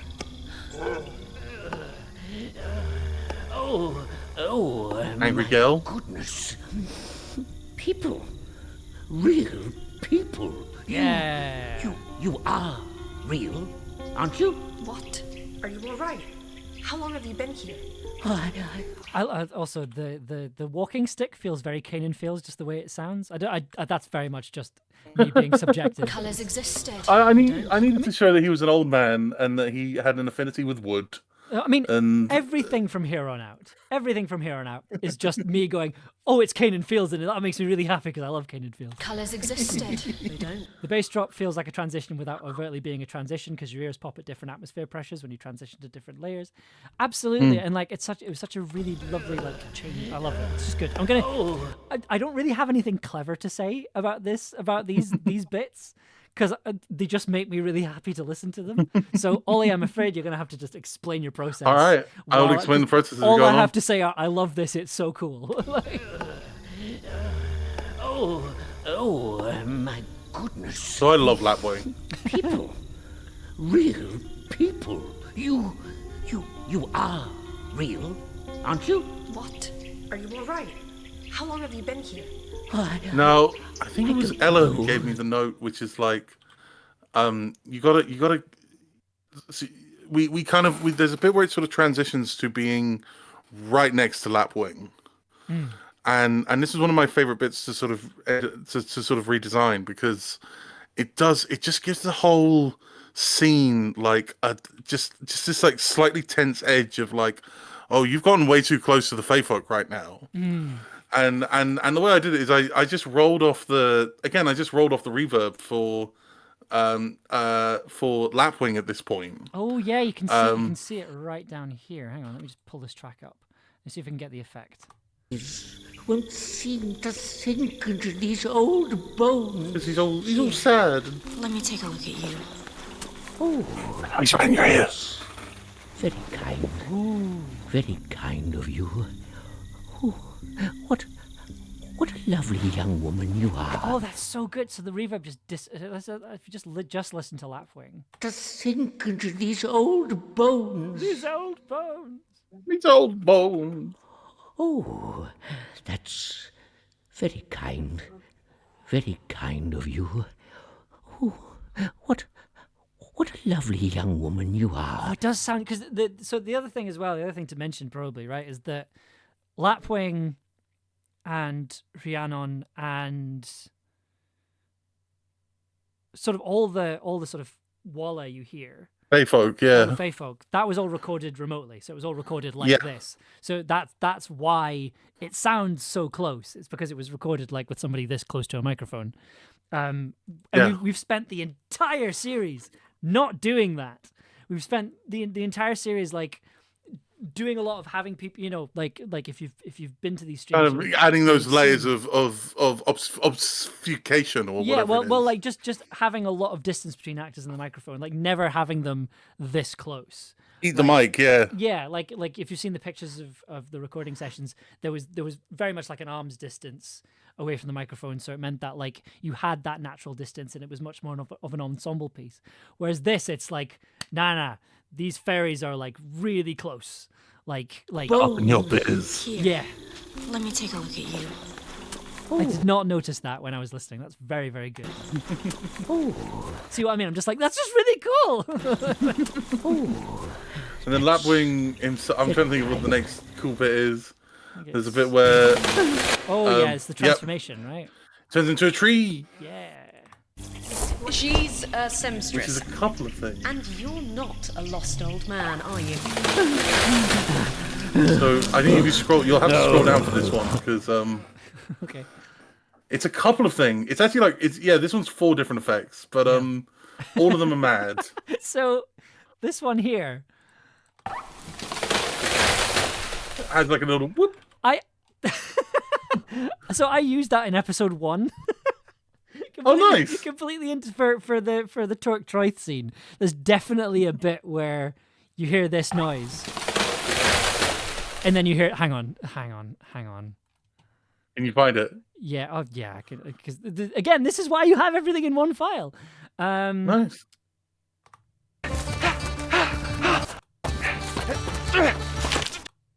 With us. There it is. Not sure that's There it is. Sorry. Hang on. There it is. Is it this one? No. If we can get this. So what the fuck was that? Hold up. You catch up. No. Where is it? You just had it. No, I had it a second ago. It'll hold up even if Troy does catch Oh, up it's with just us. there. There it is. There it is. So you had the good grace to cut the whoop at the beginning of it though. Yes, it did. But I mean, it's free jazz. Free jazz, baby. But also, I think it genuinely might just be because, like, I think that was more of a timing thing than a conscious thing because there's a lot of noises going on. I like how you go back to Tan and Clin for running and frantic stuff. Thank you. Like, I really enjoyed making episode 1. But the whoop makes sense for the face. It does. It does. Like, it blends in, right? It blends He's a into seamstress. And then what else is there? There's a lost old man, are you? So we've a got... giant tree groaning. And are you? Oh yeah, giant tree groans. Ooh, another vintage sound. Oh, I love that. From Greg Smith. Couple of just little crunchy twigs or something here. Oh, yeah. Just to give it a bit of growth, and then I can't remember what that top one is. It says destruction of tree branch. Yeah, just for those like little sinewy stuff. Fantastic. And these are all free sound. And these are all free sound. And are you? Oh, hang on. you're much sharper. There is something else I there. was going to say, where's that shaking coming from? What's the Are you? Oh, you're much. I think that's the tree groans. Yeah, it's a tree But groans. there's a sort of You're much oh, it's the, sharper. Oh, yeah, it's the- the leaves. I thought it was like wings, but it's the leaves. Are you? Yeah. Oh, you're much sharper than you were the last time you were here. You little knight. Oh, wonderful. It hardly seems fair. And then his wings come out, and they were. I had just bought a thing of bug wings. Oh yes. Oh, is this from the sound of the old? The huge sound effect thing you sent me. Yes. Like the yeah, a fantastic. from. Fairly discovered. Oh, I love it. Love it. Oh, bugs. So it's beetle wings and then some tiny mosquito wings as well. That's so. Whoa. Someone actually recorded a mosquito, and it's like nice. Oh, you've pitched that down. That's. I have.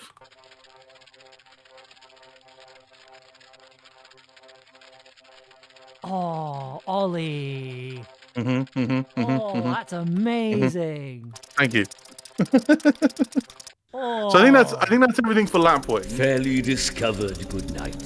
Those You are may all the tricks for call Lapwing. me Lapwing. If we get to the, I believe that 2 is in fact a scene transition. Well, no, it's Ooh. not. Oh, hang on. It's not, Something else is because- happening. There's a muted track here. Is there a reason? What is this muted track? Oh, it's pickups.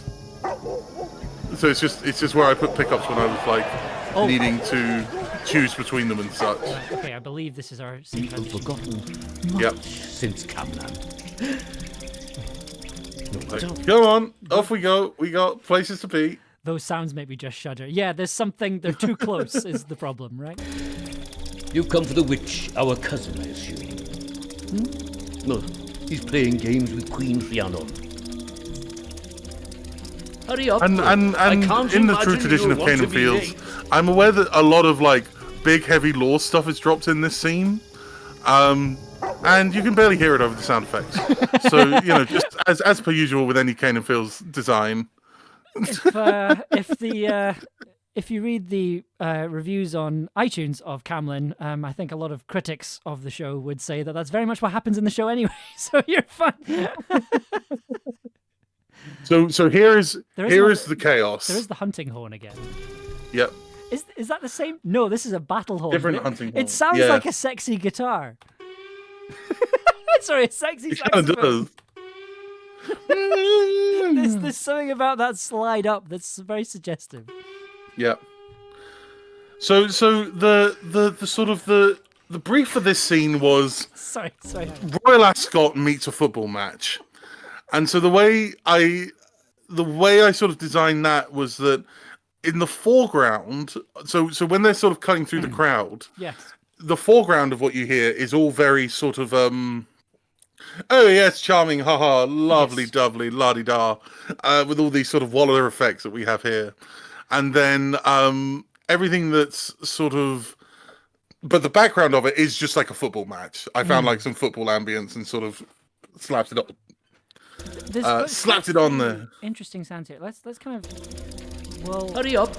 I can't imagine you. we'll start with the sexy fairy horn, Yes. and then we'll go from the top down. There's a lot going on here. Yeah. Okay, so first things first, we've got Gellert barking. We got Gellert barking because Gellert's going mad at all this stuff. Gellert's like, what? And I've got a rainforest. This is from the previous scene. We've got the rainforest. Yep. So we've still got the previous rainforest ambience and the Yep. things because it's still, you know, it's fairly we're still in the Feywilds. Amber scrolls down the tracks the way one descends into the abyss. And the abyss, it's all grey. There is so much going on in this scene. My God, I'm so sorry. Okay. This is then where Ella 2 comes in. Now, Ella 2 was the other bit of music I made, which is which has just a slightly more like I don't know, just like party feel to it. It's got drums, but it's free. It's free fade jazz. It does like because I think when we initially talked about because when Ella brought me on to do Camlann originally, I was just to do the theme tune and the music, but then I think it was that you were going to do like dream sequences and like the Fey world and stuff and that sort of side of things. And I'm really glad because like I absolutely adore these pieces of music. Like I think they're absolutely perfect. And they're kind of, it's the kind of music that like if I was to score this scene, I would have gone in a completely different direction. It probably would have ended up using the Lyra 8 organismic synthesizer. Stop laughing. With the and kind of making it more of a sort of noise kind of thing, whereas you've gone the other way and you've gone for jazz. I've gone and earthy as well. I think like I it was like it's under the hill. Everything is covered in a layer of dirt. That you see that earthy is a really good way of describing it. It feels very organic, which I think like I would have gone in the opposite direction. Are those diminished chords? We have somebody asking if those are diminished. So are they diminished chords? No. What it is it's a I put a mix on top of it of a fifth. So I'm playing like, you know, ba da da da da, but on top of it you can just hear like da da da da da da. And so like whenever I play a note, it will sort of play. Can you hear how it's playing two notes at once? Yeah. Yeah, it's because one of the notes is synthesized and the other one is the actual note I'm playing. So you've taken the audio and then pitched it up 5 semitones. Pitched it up 5 semitones, but mixed it so that it kind of has that. Sorry, not 5 semitones. Pitched up a fifth. Sorry, not. Yeah, so 7 semitones. Yeah. So the guitar is tuned in fifths, and it's going up in fifths, and there's a lot of fives involved. Yeah, but yeah, there's a trippiness to it that I really love as well. It's yeah. Right, what else do we have? So this is when we get to the. Right. So Studio LR, that's you and Ella making noises. Yep. So we've got a lot of Waller in this. Beth Crane. Anything with a name, that's me just literally throwing the audio in. Right. Isn't the weather beautiful today? Oh. So this is Ella and I. I think we recorded this after we'd done like this was the last thing Ella and I recorded for Camlann was the Waller. Yeah. I was so tired and done by then. I will admit this now. I was so much like I'm so done recording stuff. But if you listen to these scenes are wonderful because I got to listen to them all. This was the bit I was dreading, was putting in all this Waller, and I remember I was sitting there at 2 a.m. with my mate Evie, and I was just going, oh god, I gotta just sit through all this Waller and make sure that it's all right. And I was not disappointed because everyone is absolutely mad as a hatter in this scene. Beth Crane comes out with some absolutely mad lines about eating humans. Everyone just brings their A game to just this absolutely daft like. Oh, good one.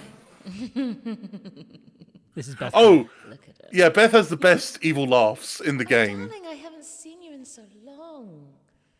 Oh, that is a new form you're wearing. You know, just ambient face shit, basically. Amazing. Right, so you've got the two of us up there. What's this? And then this is all the crowd stuff, right? This is some crowd stuff here. Very good, very good.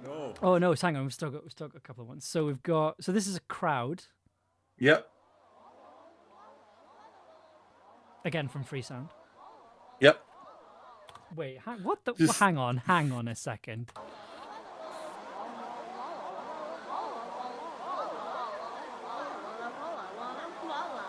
Are they saying Waller? They're literally selling They're just Waller. saying Waller. Mm-hmm. The minute I heard that, I was like, I got to put that in. Waller, Waller, Waller, Waller, Waller. They sound completely nuts. I love that. That's hysterical. Nimsy, hello. It is I, previously Nimsy. New username. Amazing. Good to have you. Walla, walla, walla, walla, walla. Walla, walla, walla, walla. It sounds like a bunch of turkeys. Yeah. Which actually, I mean, if you look down even further in this track, There's still more. there's still more. Are they saying Waller, or are they just saying hello in the most fucked up way possible? No, they're saying Walla, as in W-A-L-L-A, which is what this is, which is wonderful. It's quite quiet. You'll hear there's some monkey sounds in there as well. Oh, yeah, we're getting there. Like, it's good. Can we get Wallers in chat, everyone? So then we've got Casey, who plays Ben. It's very good. Marvellous, marvellous. Oh, I do love strawberries. I do love strawberries. Oh, but champagne. I just want to send it. Oh, well done. Oh, yes. Marvellous, marvellous. Very, very good. And then we've got Peter Wicks, who plays the radio announcer. Very good, very good. Oh, I enjoyed seeing that, I tell you. He specifically asked if he was allowed to do a Welsh accent before he started. Aww. And was warned that there are actual Welsh speakers in the program. I will say, and I was like... So I've been working with Peter's Walla for one of the episodes coming up. And it's just great. I think Peter's Walla is the one I've been having the most fun with. Peter's Walla was wonderful. He's a wonderful Wallerer. Amazing. So we've got that's some of the Walla. There's more. So that's what you need to know. There's more Walla coming up, but there's birds. That's kind of what you need to know for the Walla. So there's some birds, because I was told that Rhiannon is the queen of birds, so there needs to be more birds. And I want the ones that sounded most like Walla. Howler monkey. And then I put in some. Yeah, I thought some howler monkeys, because they're Fae. They've got lots of different forms. You know. It's quite subtle, actually. Isn't it? That's less subtle, but that's less subtle. Walla is a sort of a term used in audio design, which basically kind of means, well, if you play it all at once, kind of just sounds like Walla. You know, it's kind of it's an onomatopoeic word that basically means the sound of crowds, the sound of crowd sounds, basically. Oh my god! No, don't. So yes, I love the scale of this, by the way. I love it. Oh my god! You got the howler monkeys, and then you got some football, and then we've got chess. Sorry, what was that? So then we've got so at the bottom here we've just got the actual two football crowds. Yep. And I thought we'd start them off with a big cheer, and then they can kind of come down a bit in volume, and then so these are just two football matches. One I think is in Sweden, the other I think is in Norway. Again, just sourced from Free Sound. And then we get to chess, my darling, my goddess. Is the other chess noises already? Oh no, that's the sexy horn. That's the sexy horn. I'm sorry, but there are a couple in the background. I can't stop thinking about the sexy horn. Let me get the chess. I'm just gonna have the chess noises soloed for a second, because you've basically got a scene within a scene here, don't you? Yeah. So you got a little movement.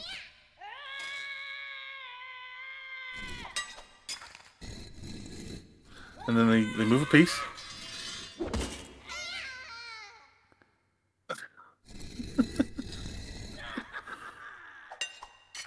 And these are all these are all sort of bits of Walla done by the cast as well. I was just about to ask, yeah. They've been pitched up. So they've been pitched up by like 5 or 7 semitones to sound like tiny, pieces on a board. But I thought it was funnier to not pitch up the actual effects of the weapons. Yeah. And the bloodshed. So that there's a couple of meaty stabs. Yeah, I think there's one around here.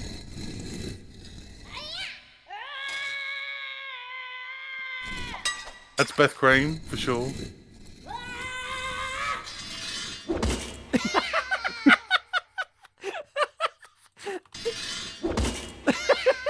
Sorry, that's very funny. But in the video game Sorry, I didn't want it to be like, "Wah!" I want it to be, what's up? Ah! Yes. So this is just going on in the background throughout the rest of the scene, right? So yeah, so this, so the other thing to mention just is at the end of this, we have the bit where all the chess pieces get upended. Oh yes, we'll get to that in a second. Let's kind of. Sure, let's revel in this scene for a moment. Gwen doesn't play strategy games. Also, second favorite line in the show is Gwen going, "Since when does he play strategy games?" That's hysterical. I love that. I never saw him play StarCraft. Yeah, it's like I never pegged die for like a Civilization player. Plays Risk. What are you talking about? The half-devil has long been a master of such things. There were centuries in which all we did was discover new ways to confound. I feel like Lapwing is very Kanan feels coded. Discover. What does that mean? It's just there's. I feel like there's a very. He's giving Kanan feels. Well, it's just I feel like Kanan feels has a very distinctive style when it comes to true. like its narration and its storytelling, and I feel like Lapwing kind of embodies that in this. He's like, oh yeah, he's doing very well considering that we gave him absolutely no way to get out of this. Yeah. Definitely inspired by Kanan Fields. That's how erratic Faye is Kanan Fields. All we did was discover new ways to confound him. What? Hang on, sorry. There's a. Is that? Oh, well played, my lady. Well played. Oh, it's just a random bit of Walla that I just yeah, like this is the wonderful thing about erratic jazz Faye.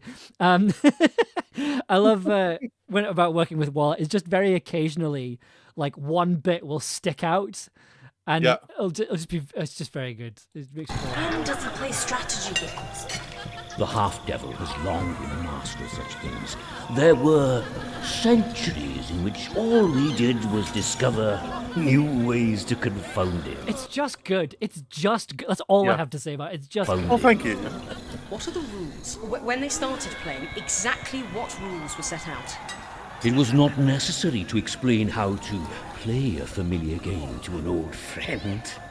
The wager was set, the spear Rongon Minyad, and the dagger Carmenan if he beats Queen Rhiannon. His company. I didn't realise the chess went on for so long. It goes on for so long.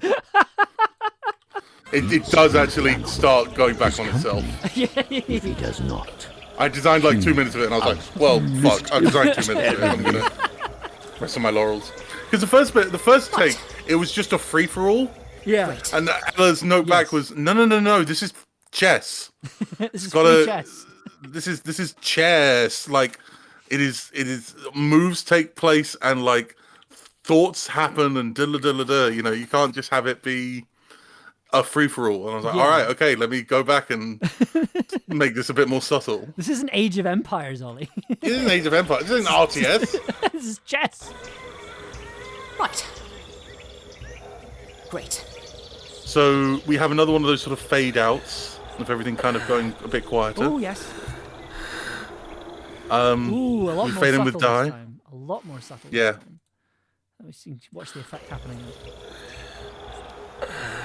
You can see it. Ooh. But if you cofio unrhyw beth am bywyd chi? Right, yes, we need to talk about this because there's a thing you told me about that you specifically said I'm not going to talk about it now because I want to talk about it on the stream. Right, so you will see here that we have Rhiannon's lines. Now, one of the first notes I got back was she queen of birds. We need more bird, please, bird, more bird. And I was like, all right, okay, cool, so more birds. And so what I did is not only did I add just more birds to the general Waller, I also, every time Rhiannon speaks, you will notice that Rhiannon also has a track that mirrors it, which is the singing bird. Ydych chi'n cofio unrhyw beth am bywyd chi? So every time she speaks, she is mirrored by a male nightingale. And I was thinking when I was doing the edit, a male nightingale? But she's Rhiannon, and then I remembered, they're Fae. It's fine. So so every time she speaks throughout the entirety of this thing, you'll notice that there is just a little. What is the meaning of this, Sir Knight? Ooh. After a fashion. You have not changed, Bereder. I've tried to find clips that line up or kind of have that same sort of tone or intonation. Don't worry, little knight. That is only one of many names. Take him home. Sister, these will run fairly enough. That's amazing. Oh, that's so good. What's going off in the chat? Ooh, and that's so you've got a pitch effect on there as well, but it's like it's mixed in rather than. So what have I got here? Okay, cool. Yeah. So that was the other note is that she needs to sound like a god. So I've got some re-pitching, I've got a revoicer, I've got some delay, and I've got some supermassive delay as well. Nice. So she's a bit deeper, but it's just very subtle. Amazing. Oh, beautiful. It just blends in really nicely.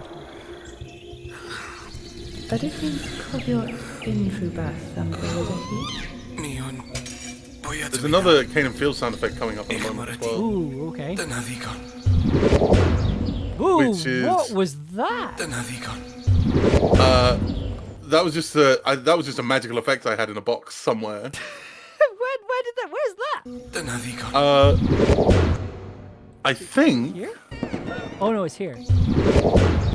Yeah, so if you check out these three effects, this one and the two below it. Worst sci-fi wibbly wobble. Worst sci-fi wobbly wibble impact 001. Yes. Because it needs to be Perry coming through the barrier. But then you'll also notice that we have full bucket dice on drum. Ah, that's really cool. This is the sound effect that we made at the Brit School. Me and Jude, we had a bodrum and a bag full of dice. And we made this a sound effect. It must have been in like 2017, 2018. We just poured all these dice onto the bodrum. Nice, okay. And they were later used for the bones in episode 4 of Canaan Fields.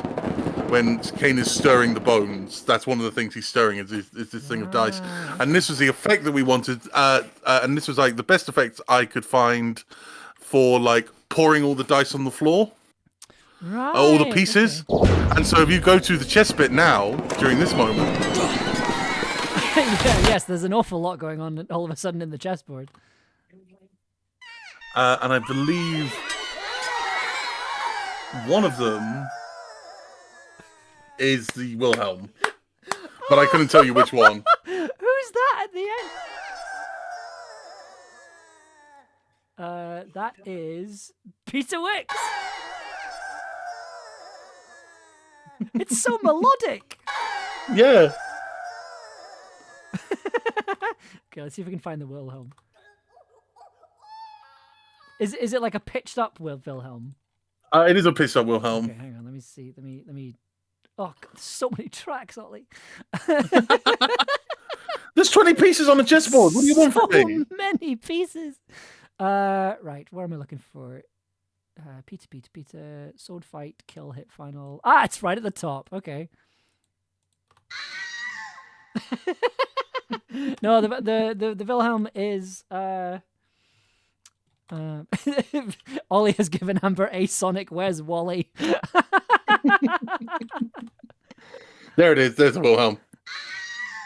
Pitched up. It's if you pull it out. By the way, just fun fact: if you pull it out backwards, there's a few, so from isn't the front there? of it, there's like a. It's man getting eaten by alligator. Yeah. Oh, hang on. I think you've just clipped. Have I clipped it? Yeah, I think it's. Oh no! I have heard the original where it's just like they're giving the guy notes. Where they're just like, nah, it needs to be more full bodied or something. Like it's a really interesting recording if you can find it. Beautiful bit of recording, yeah. And again, free by Craig Smith. Yeah, like these are public domain sounds.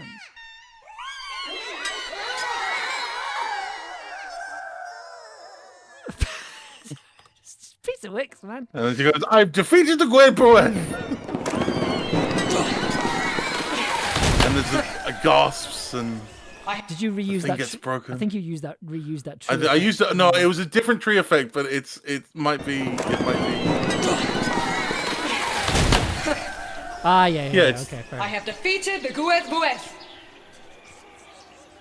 What is the meaning of this, Sir Knight? And all the crowd starts to boo a little bit.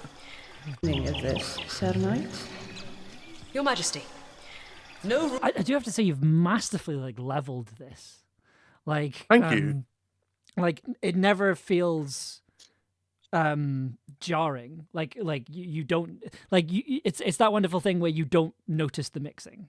You don't notice that the crowd is quieter for this conversation.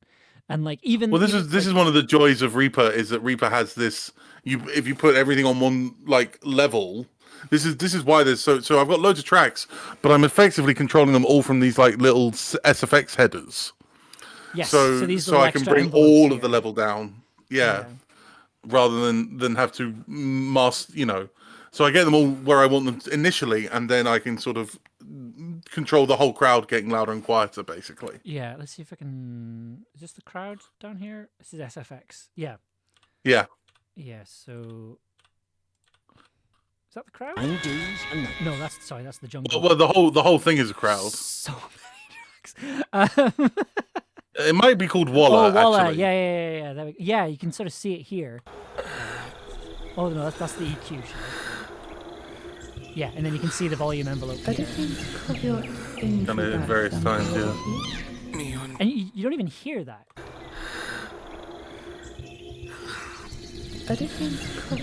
Yeah. Oh, I love it.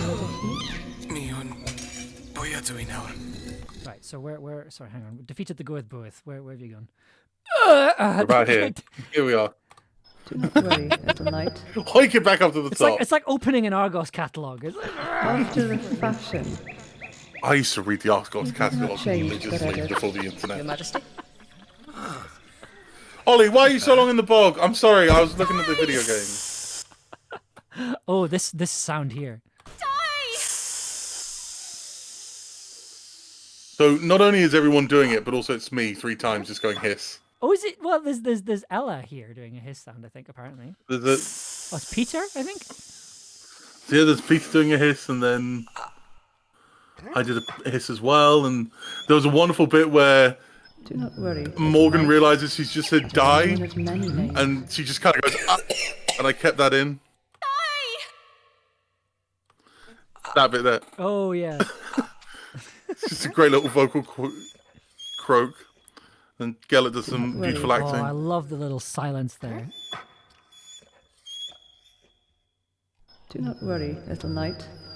That is only one of many names. I love how all the ambience cuts out as well. That's beautiful. All the ambience cuts out, yeah. And then the music comes back in. Sister, these were run fairly enough.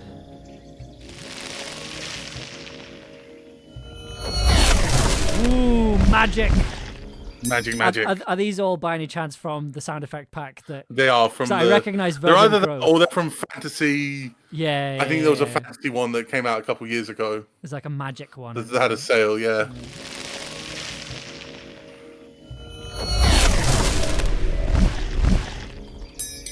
It's very Hades. Yeah. That I really like. It might actually be, game designers steal as much as I do, so it might actually be the same sort of packs that they use. I have not yet plumbed all the wet noises. There are a lot of wet noises. Isn't the sound also in Dreambound? Probably is the answer. Probably. The pack that we downloaded, because so I got it, and then I think I sent it to Ollie being like, get this, it's really cheap and it's good. It was one of the benefits of being Amber's friend is that occasionally you're like, oh, cheap sound effects, yes. But it was a bundle aimed at game designers specifically. Like they had specific plugins for like Godot, and I think it was Unreal Engine was the other one. Yeah, they had a footsteps automation plugin. If someone could design one of those for audio, that would be great. Like design it for like Reaper, that'd be amazing. Wonderful. I just deleted all those. Yeah, I didn't even download the plugins because I just downloaded the noises. Ooh, it's so good. What are they? Arthur's weapons. What the fuck are these? spear and dagger. What is it? What are they? Arthur's weapons, once.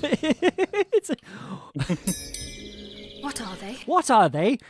Say, for example, if people couldn't see them. What are they? Arthur's weapons, once. His spear and dagger. It should please you to take them from him. God damn! I know I keep pausing. I just love this. It just sounds amazing. Should please you. And the performance is amazing as well, though. Yes. Like you're only as good as the paint you paint with, and you gave me such a beautiful canvas to start off. But I know your face. Urgent message from Tobias. Keanu Reeves has been cast as Shadow in Sonic 3. Wait, Shadow confirmed? Holy shit! Shadow confirmed. Half Dryer, thank you so much for Keanu. following. Keanu's gonna be in Sonic 3. That's mad. Oh my god. When this Camlann stuff is over, I will sit on stream with you and play Sonic the Hedgehog has died, or whatever it's called. Oh, I would love the murder of nothing Sonic the more. Hedgehog. I would love nothing more than to play the murder of Sonic the Hedgehog. That sounds like an excellent idea. Yes. Oh, brilliant idea. So I'm trying to think what the next cool sound effect is. There's not many sound effects. It's kind of the only thing I'd mention at the end of the scene is about your lover, which is I love that line. Oh wait, there's this bit where they get this bit went back and forth a bit, which was the actually no, there was an effect that we just passed actually, which is when Di falls on the floor, and the first mix I had, he just kind of went thump, and then Ella went no, he like cracks his head, and I was like, all right, so I got the sound of a pistol whip in there, so it's like a proper. Hang on, wait. And I think Ella was like, ooh, maybe, ooh. That's the go with boys. It's tiny. It's there. Is it here? No. It's you were just there, yeah. Is that the pistol whip? Well, no, I got rid of the pistol whip in the end. Oh right, okay, yeah. So in most of the fall sounds in Camlann, there's like a whip, like a leather whip sound. It's just got a satisfying like thwack. Non-binary 28 just ran through the house yelling yee hee hee. Breaking news. Breaking news indeed. The Shadow. That's perfect. Oh, live on stream. Oh, that's very funny. Oh, it's almost as good as when they cast Idris Elba as Knuckles. I mean, that was also very funny. Oh my god. So there's a bit where they're almost about to leave, and Rhiannon's like, "Hey, nice trick. Do it again, and I'll take your fucking head." Don't touch my things. Don't touch my things. Let's get you out of here. Ooh, I like that. Your Majesty. Nimsy. Okay, it's getting really late, so bye everyone. Good night. Good night, Nimsy. Thank you so much for being here. We'll hopefully see you soon. Let's get you out of here.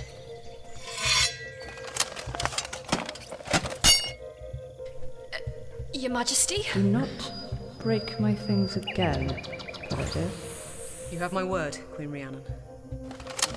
And then the music just timed out really well. Cousin? That is perfect, yeah. About your lover. You didn't fail him. You just needed more time. That's so soft. Is that like is that performance or is that editing? So that's I think that's performance. Cousin? And as she sort of disappears down the thing, Cousin? the distance she is disappears About as well. your lover. Because she's sort of saying it after them. You didn't fail him. You just needed more time. Gorgeous. I love that. And yeah, and again, the bird is tuned to the same sort of thing. Yeah. Fantastic. Oh, just beautiful. And then it's winter, and then it's done. Yeah. Is there a stereo thing happening with those swords? Yes, there is. I believe the sound. I don't know if there is a stereo thing happening with those swords. If I can find it. You know, one of the things that, because there were so many tracks, and just because of the sort of turnaround, I decided to make a stylistic decision of everything is mono in the underground. Yes, there is a stereo effect here because you've got a shovel I pickup. got one coming from. But it seems like you've reversed the sound. You've reversed stereoed it. It's what it is it's two different shovel pickups from the same sound file. Oh. So there's like 7 of him picking up this shovel. Yeah. And so I chose one that was like left orientated, and then the other one was right orientated. Right, so there is a stereo thing happening here. Yes, but only by accident. How dare you accuse me of stereo culture, and I'm a monocultural. Yeah, and then it's winter out here. Be winter. It's like all the music stops, and there's a big stag, big old moose. Oh, marvelous. Since when was there 3 feet of snow out here? Gorgeous, gorgeous, gorgeous, gorgeous, gorgeous, gorgeous. Ah, wonderful. It was full Narnia moment, and Ollie got it perfectly. Oh, thank you. So, we've got one more scene. There's only one thing to talk about, but I do think it's important to talk about. So it's I made a stylistic choice here, Ollie. I used stereo thematically. I see. Yeah, so this It's gonna be me. Okay. So this scene was recorded in. So the conversation between Morgan and Di was actually recorded in stereo. I can't remember if this was like if the intent was to mix it in stereo, but I think it was like maybe I'll try something. I can't remember. But there is a transition. Okay, this is probably gonna sting a little bit. Nope, that's episode 1. We don't want episode 1. Episode 7, which is over here.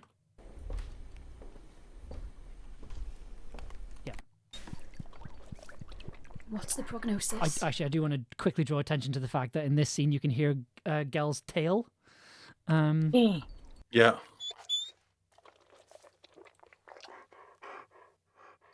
Somewhere. Where did I put it?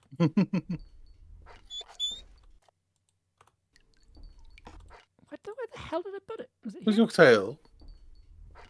There it is. Boom, boom, boom, boom, boom. Yep. Gel's tail on the bed.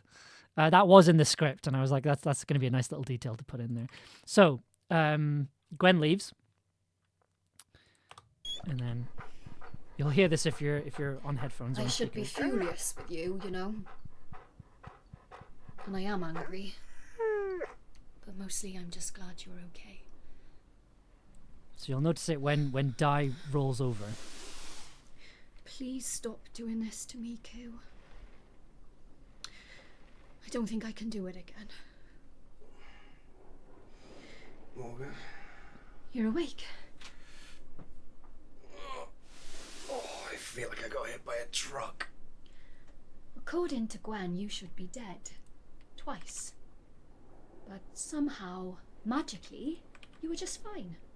Morgan. Does it actually matter to you that you are the only person I have left? So the reason I did this, the reason I kind of because initially when I was mixing it, I was like, "Oh, and I'll put it in mono." But then I sort of thought there's an interesting thing to do here because this is the big argument, right? Like it's the big argument between these two characters that are incredibly close. Like it's almost like a sibling relationship at this point. Like, and I was very much like, I want to see if putting it in stereo, because first of all it has that effect of you're standing in between them, which is uncomfortable enough as it is, and it also but the other effect is that I was wanting to kind of like physically put distance between them for this scene. Does it actually matter to you that you are the only person I have left? Does that factor into your decision making at all? Of course it does. Really, Di? And then all these movement sounds have been added in post. Of course it does. Really, Di? Because you don't act like it. Poppy You act got like mad you were at us about invincible. it. You act like you were responsible for no one but yourself. You act like that responsibility doesn't matter. Yeah, so it was very difficult putting Gel in this scene because it was just like I feel like there's no way to put Gel in this scene without it sounding kind of funny. That Gel's like, oh no. You act like that responsibility doesn't matter. Mom and Dad are fighting. Throw it in. That I didn't want to lose anyone else. Look, groups of names make I had stories such a hard stronger. time. Acting like your story. There was makes it some stronger. flying bastard, and then there was these little moving chess pieces, and then there was a big deer thing, and everyone's back together, and I'm happy. And oh no, they're fighting!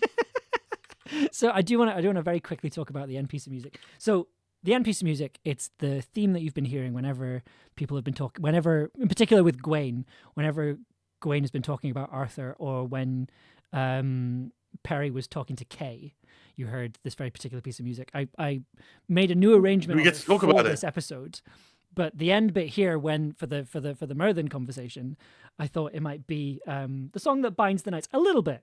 It's kind of it started out as like an Arthur theme, but I think as the series has gone on, it's definitely become a theme to represent like the call of that story, right? Like the pull of that story. This idea that like of something like the sort of darker side of having a name, right? That's kind of what the piece of music has come to represent. And it kind of comes in full force with this piece of music at the end. The reason I want to talk about it is that, first of all, I think it sounds really good. But second of all, it uses, it's got like some percussion loops in it that are really quiet in the mix that you can't quite hear. So this is what the piece sounds like.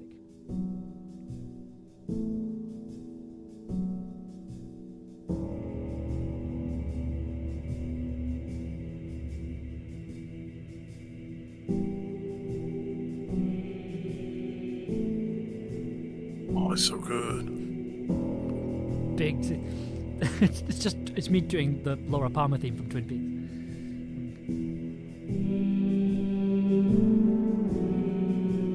That's a. Oh, but you got those choral bits in there now. Yeah, which I think is. Yeah, the choral bit. It's a sound font from Ocarina of Time. Oh, nice. It's the. I gotta steal your sound fonts one day. I will send them to you because they're really good packs. Nice. You can keep the Sonic ones.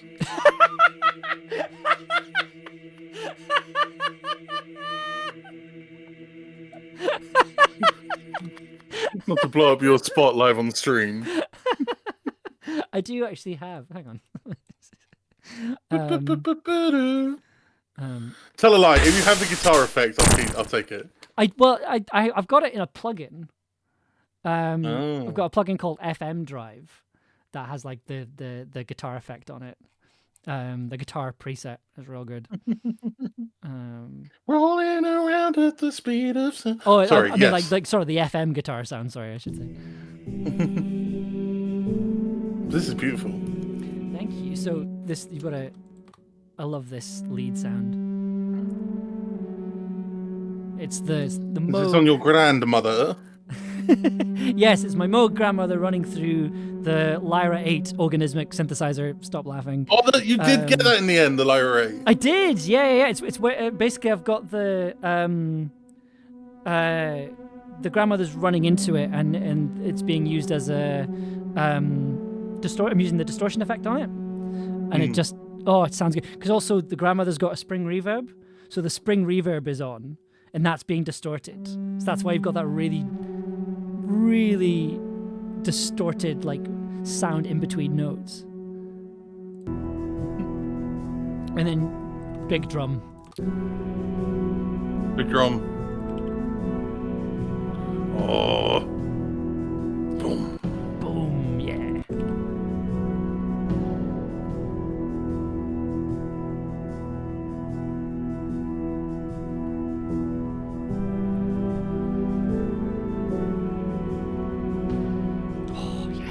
Big drama. They've got the reed organ and you've got a pipe organ as well. Like, just big organs. Yeah. Have you? I don't know, because I haven't tuned into all the streams. Yes. Do people know the secret? The secret? The secret of the one that might or might not save. I'm trying to say this without saying it. Okay, do you want to send me a message on Discord? Hold on. Yes, I'll send you a message on Discord. I'm sure you have. Okay. Hold on. Oh God, I don't know what this is.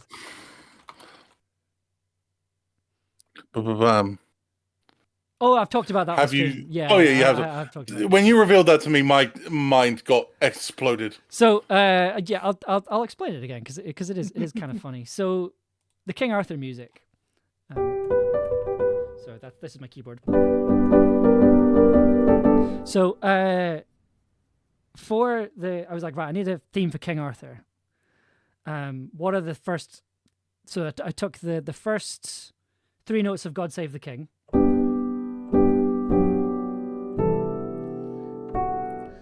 The chords are wrong, but it goes. And I thought, well, what if I put that under a minor chord?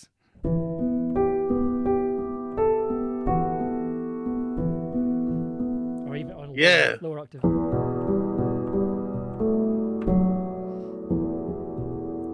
And then it's so good. Go up to a B and then do like the first 3 notes of like the second part. On the land of Lir.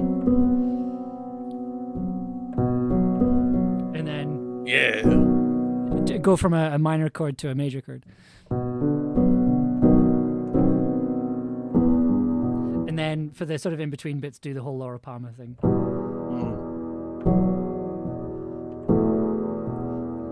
In the woods. Yeah. Have you seen that clip? That's the wonderful clip of the... Oh, you're killing me, Angelo. Yeah. I love it. Oh, it's just... You're breaking my heart, Angelo. Sitting there with that beautiful Fender Rhodes. Oh, gosh. Rest in peace. It's just a perfect piece of music.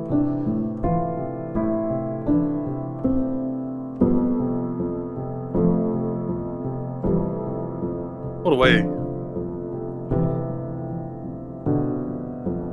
So you're massaging that theme as we get closer and closer to to episode 9, I guess. Yeah. So it's like so Kay in the episode talks about how like we're getting closer and we're going to find you, and I very much wanted the piece to kind of sound more aggressive and more threatening with that, and then especially now that we've got and then with the big reveal at the end, I was very much wanting to be like jeopardy is happening, like the upping the danger level effectively. And that's kind of what this piece is. And so you've got this fantastic scene that is performed by Tobias and Hank Harrod, and then we finish the scene and then we finish the episode. So that's it. We got there. We did it.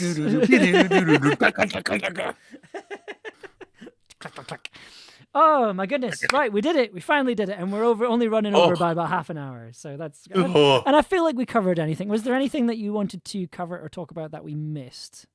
No, we were very thorough, and I was very pleased. We were very thorough. Any questions from the chat? I guess. If you have any questions for Ollie, if you have any questions for me, now's the time to stick them in the chat. I freaking love your work on this. I mean, I love your work generally. I love your work on this. I love your work generally. Oh, thank you. But I mean. Yeah, I'm so it's made me really happy to kind of get a glimpse behind the curtain here. Like it's fantastic. And yeah, like and I'm still just amazed that like you made this first of all with like very little library stuff and mostly with stuff from Freesound, but also using the plugins that came with the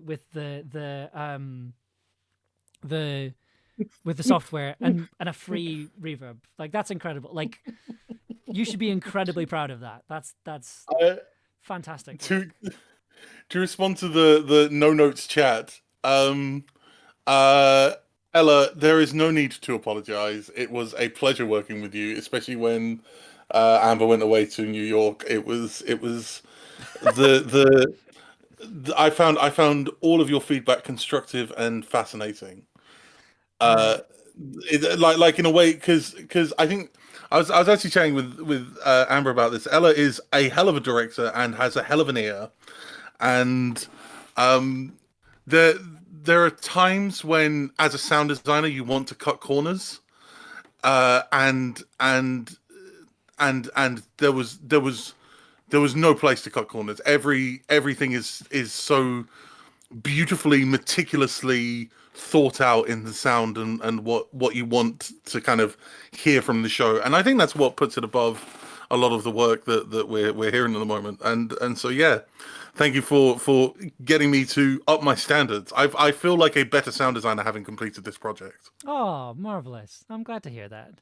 Can we eventually hear the music standalone? So we are going to be doing we're going to be releasing a soundtrack album.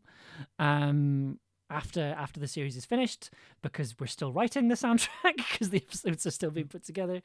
Yep. And that'll be coming. We also are doing music only streams for some episodes. If you go to our YouTube channel, Tin Can Audio on YouTube, we have a playlist of all previous streams that we've done about Camlann, and for I think most of the episodes we do a stream where we just look at the music for an episode, and you can kind of hear the music on its own and hear us talk about the music on its own as well. So yeah, that's if you want to hear the music standalone, that's the best place to find it right now. Until the soundtrack album comes out, which will be coming out after episode 9 comes out, which will be start of next month. Episode this for this season finishes. This series finishes at the start of next month. We've got 2 episodes left. We have episode 8 coming out next week. On this time next week. So we'll be doing another listen along stream, and then I'll be there. Yeah, wonderful. And then we have, and then we've got 2 weeks, and then episode 9 comes out, and then that's our show, which is terrifying. Yeah, and then that's our series, and then we need to. My heart actually aches at the idea that season 1 is coming to an end. You and me both. Like it's like I think I can't speak for Ella, but like for this was a project that started like we started off last year with like let's make this, and then there was the process of getting funding. I think it may have even started before that, but like it was the process of getting funding, getting planning done, getting casting, getting the scripts written, all that stuff, and then we recorded in October. And then since October, it's just like Camlann has just been the thing that's taking up most of my brain in terms of creative work. And it's quite scary, the idea of it being over, and sort of like it has been a lot of getting up, sitting down at my computer and going, right, time to do Camlann today.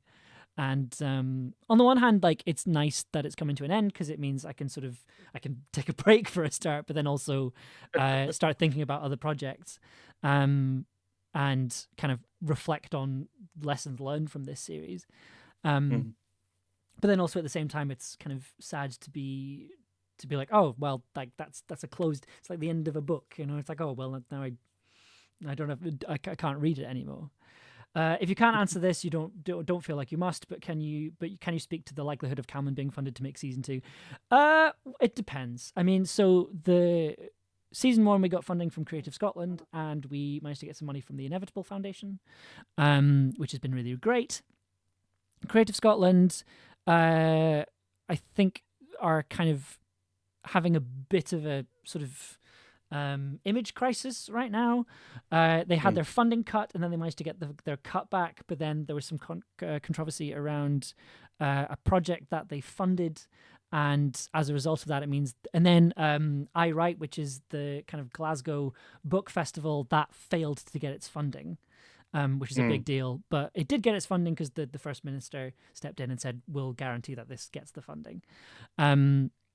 And I think everyone's a little bit nervous because of that. I think everyone's a little bit nervous about what that means for funding in creative arts funding in Scotland. I say this to you, and also I say this to anybody who's kind of creating a independent audio drama with a Ko-fi or a patron or sort of whatever. Cane & Fields has a Patreon, and one of the things that we have found is that audio dramas are a bit evergreen.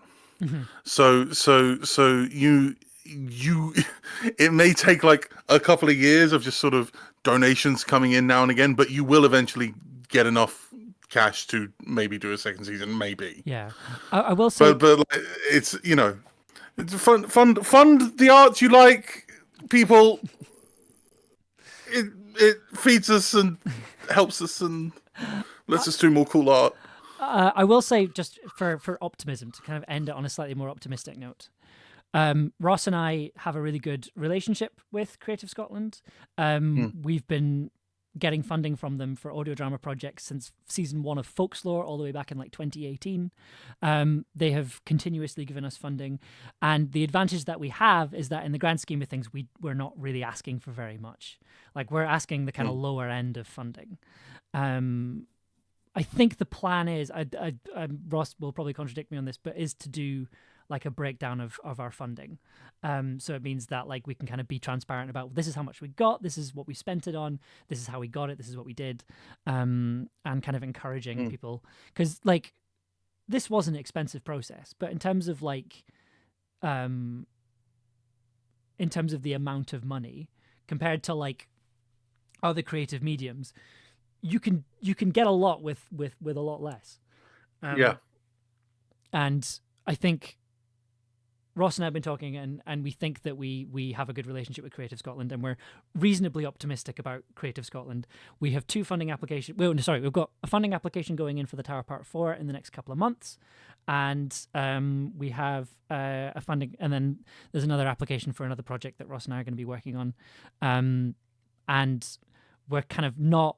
We don't want to commit to anything until we hear back about those funding applications, because that will inform how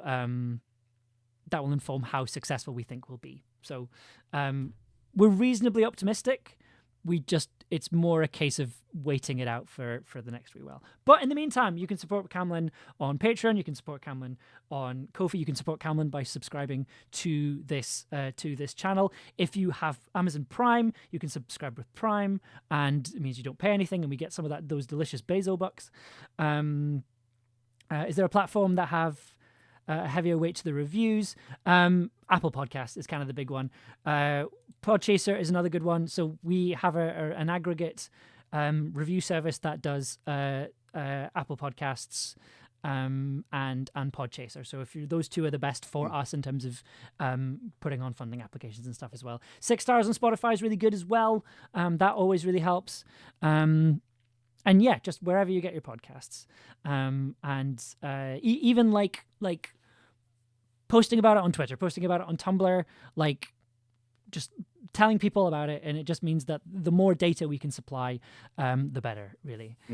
But we've been blown away. It helps with findability, but it also helps with it's like evidence for the next like funding round and all that jazz. Exactly. Like the amount of support we've received for this show has been overwhelming, and it's been incredibly positive and very, very, very wonderful.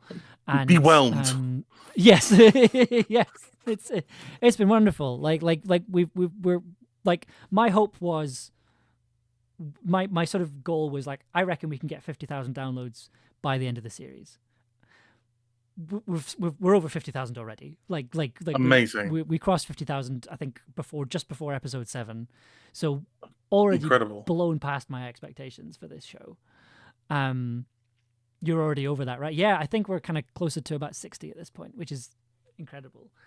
The numbers are quite frankly scary, but in a good way, like good scary.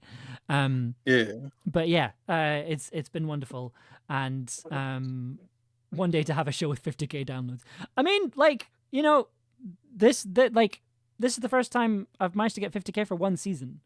Like I reviewed this recently. When I released the Tower Part 1, which is the most successful show that I've done on my own, I released the soundtrack album to celebrate 10,000 downloads, and that was a couple of months after the first season had come out. The Tower is nearly on. We're about to do Part 4, and I think it's sitting at just over 400,000 downloads. But it's been out. But it's been out since 2019.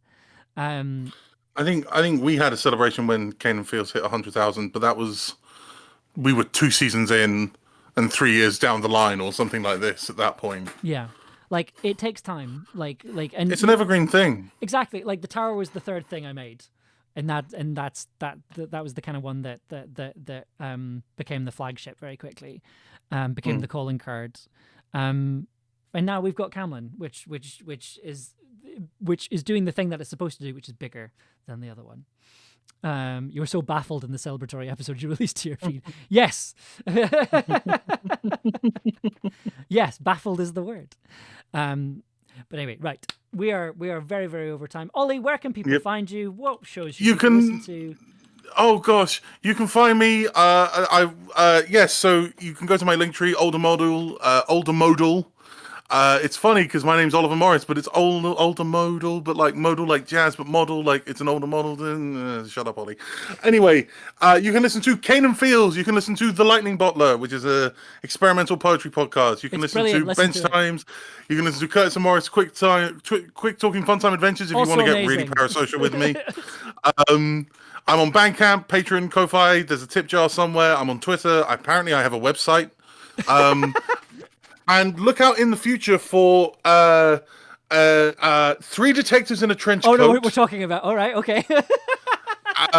Which is future. Just think of that name. Remember that name.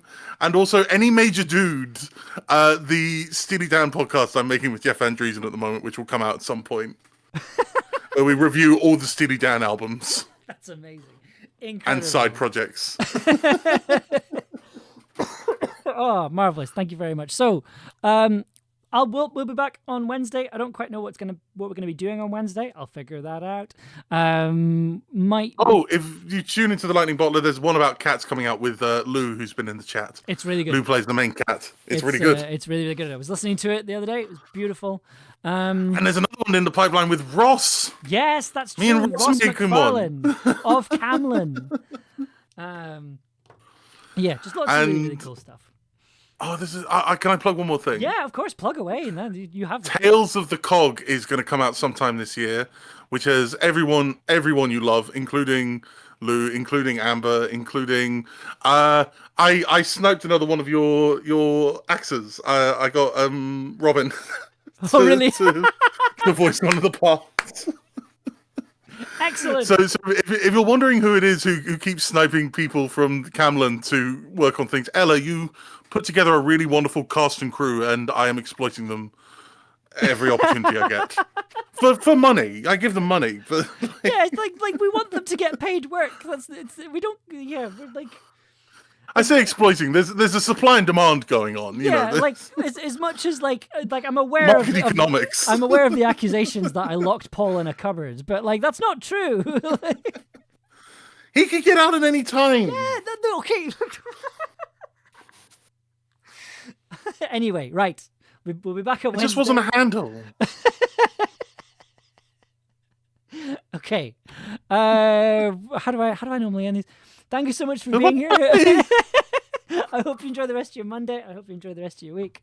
And we'll be back very soon with some more audio nerdery stuff and this level of chaos probably as well. See you next time for stuff. Good night. Bye.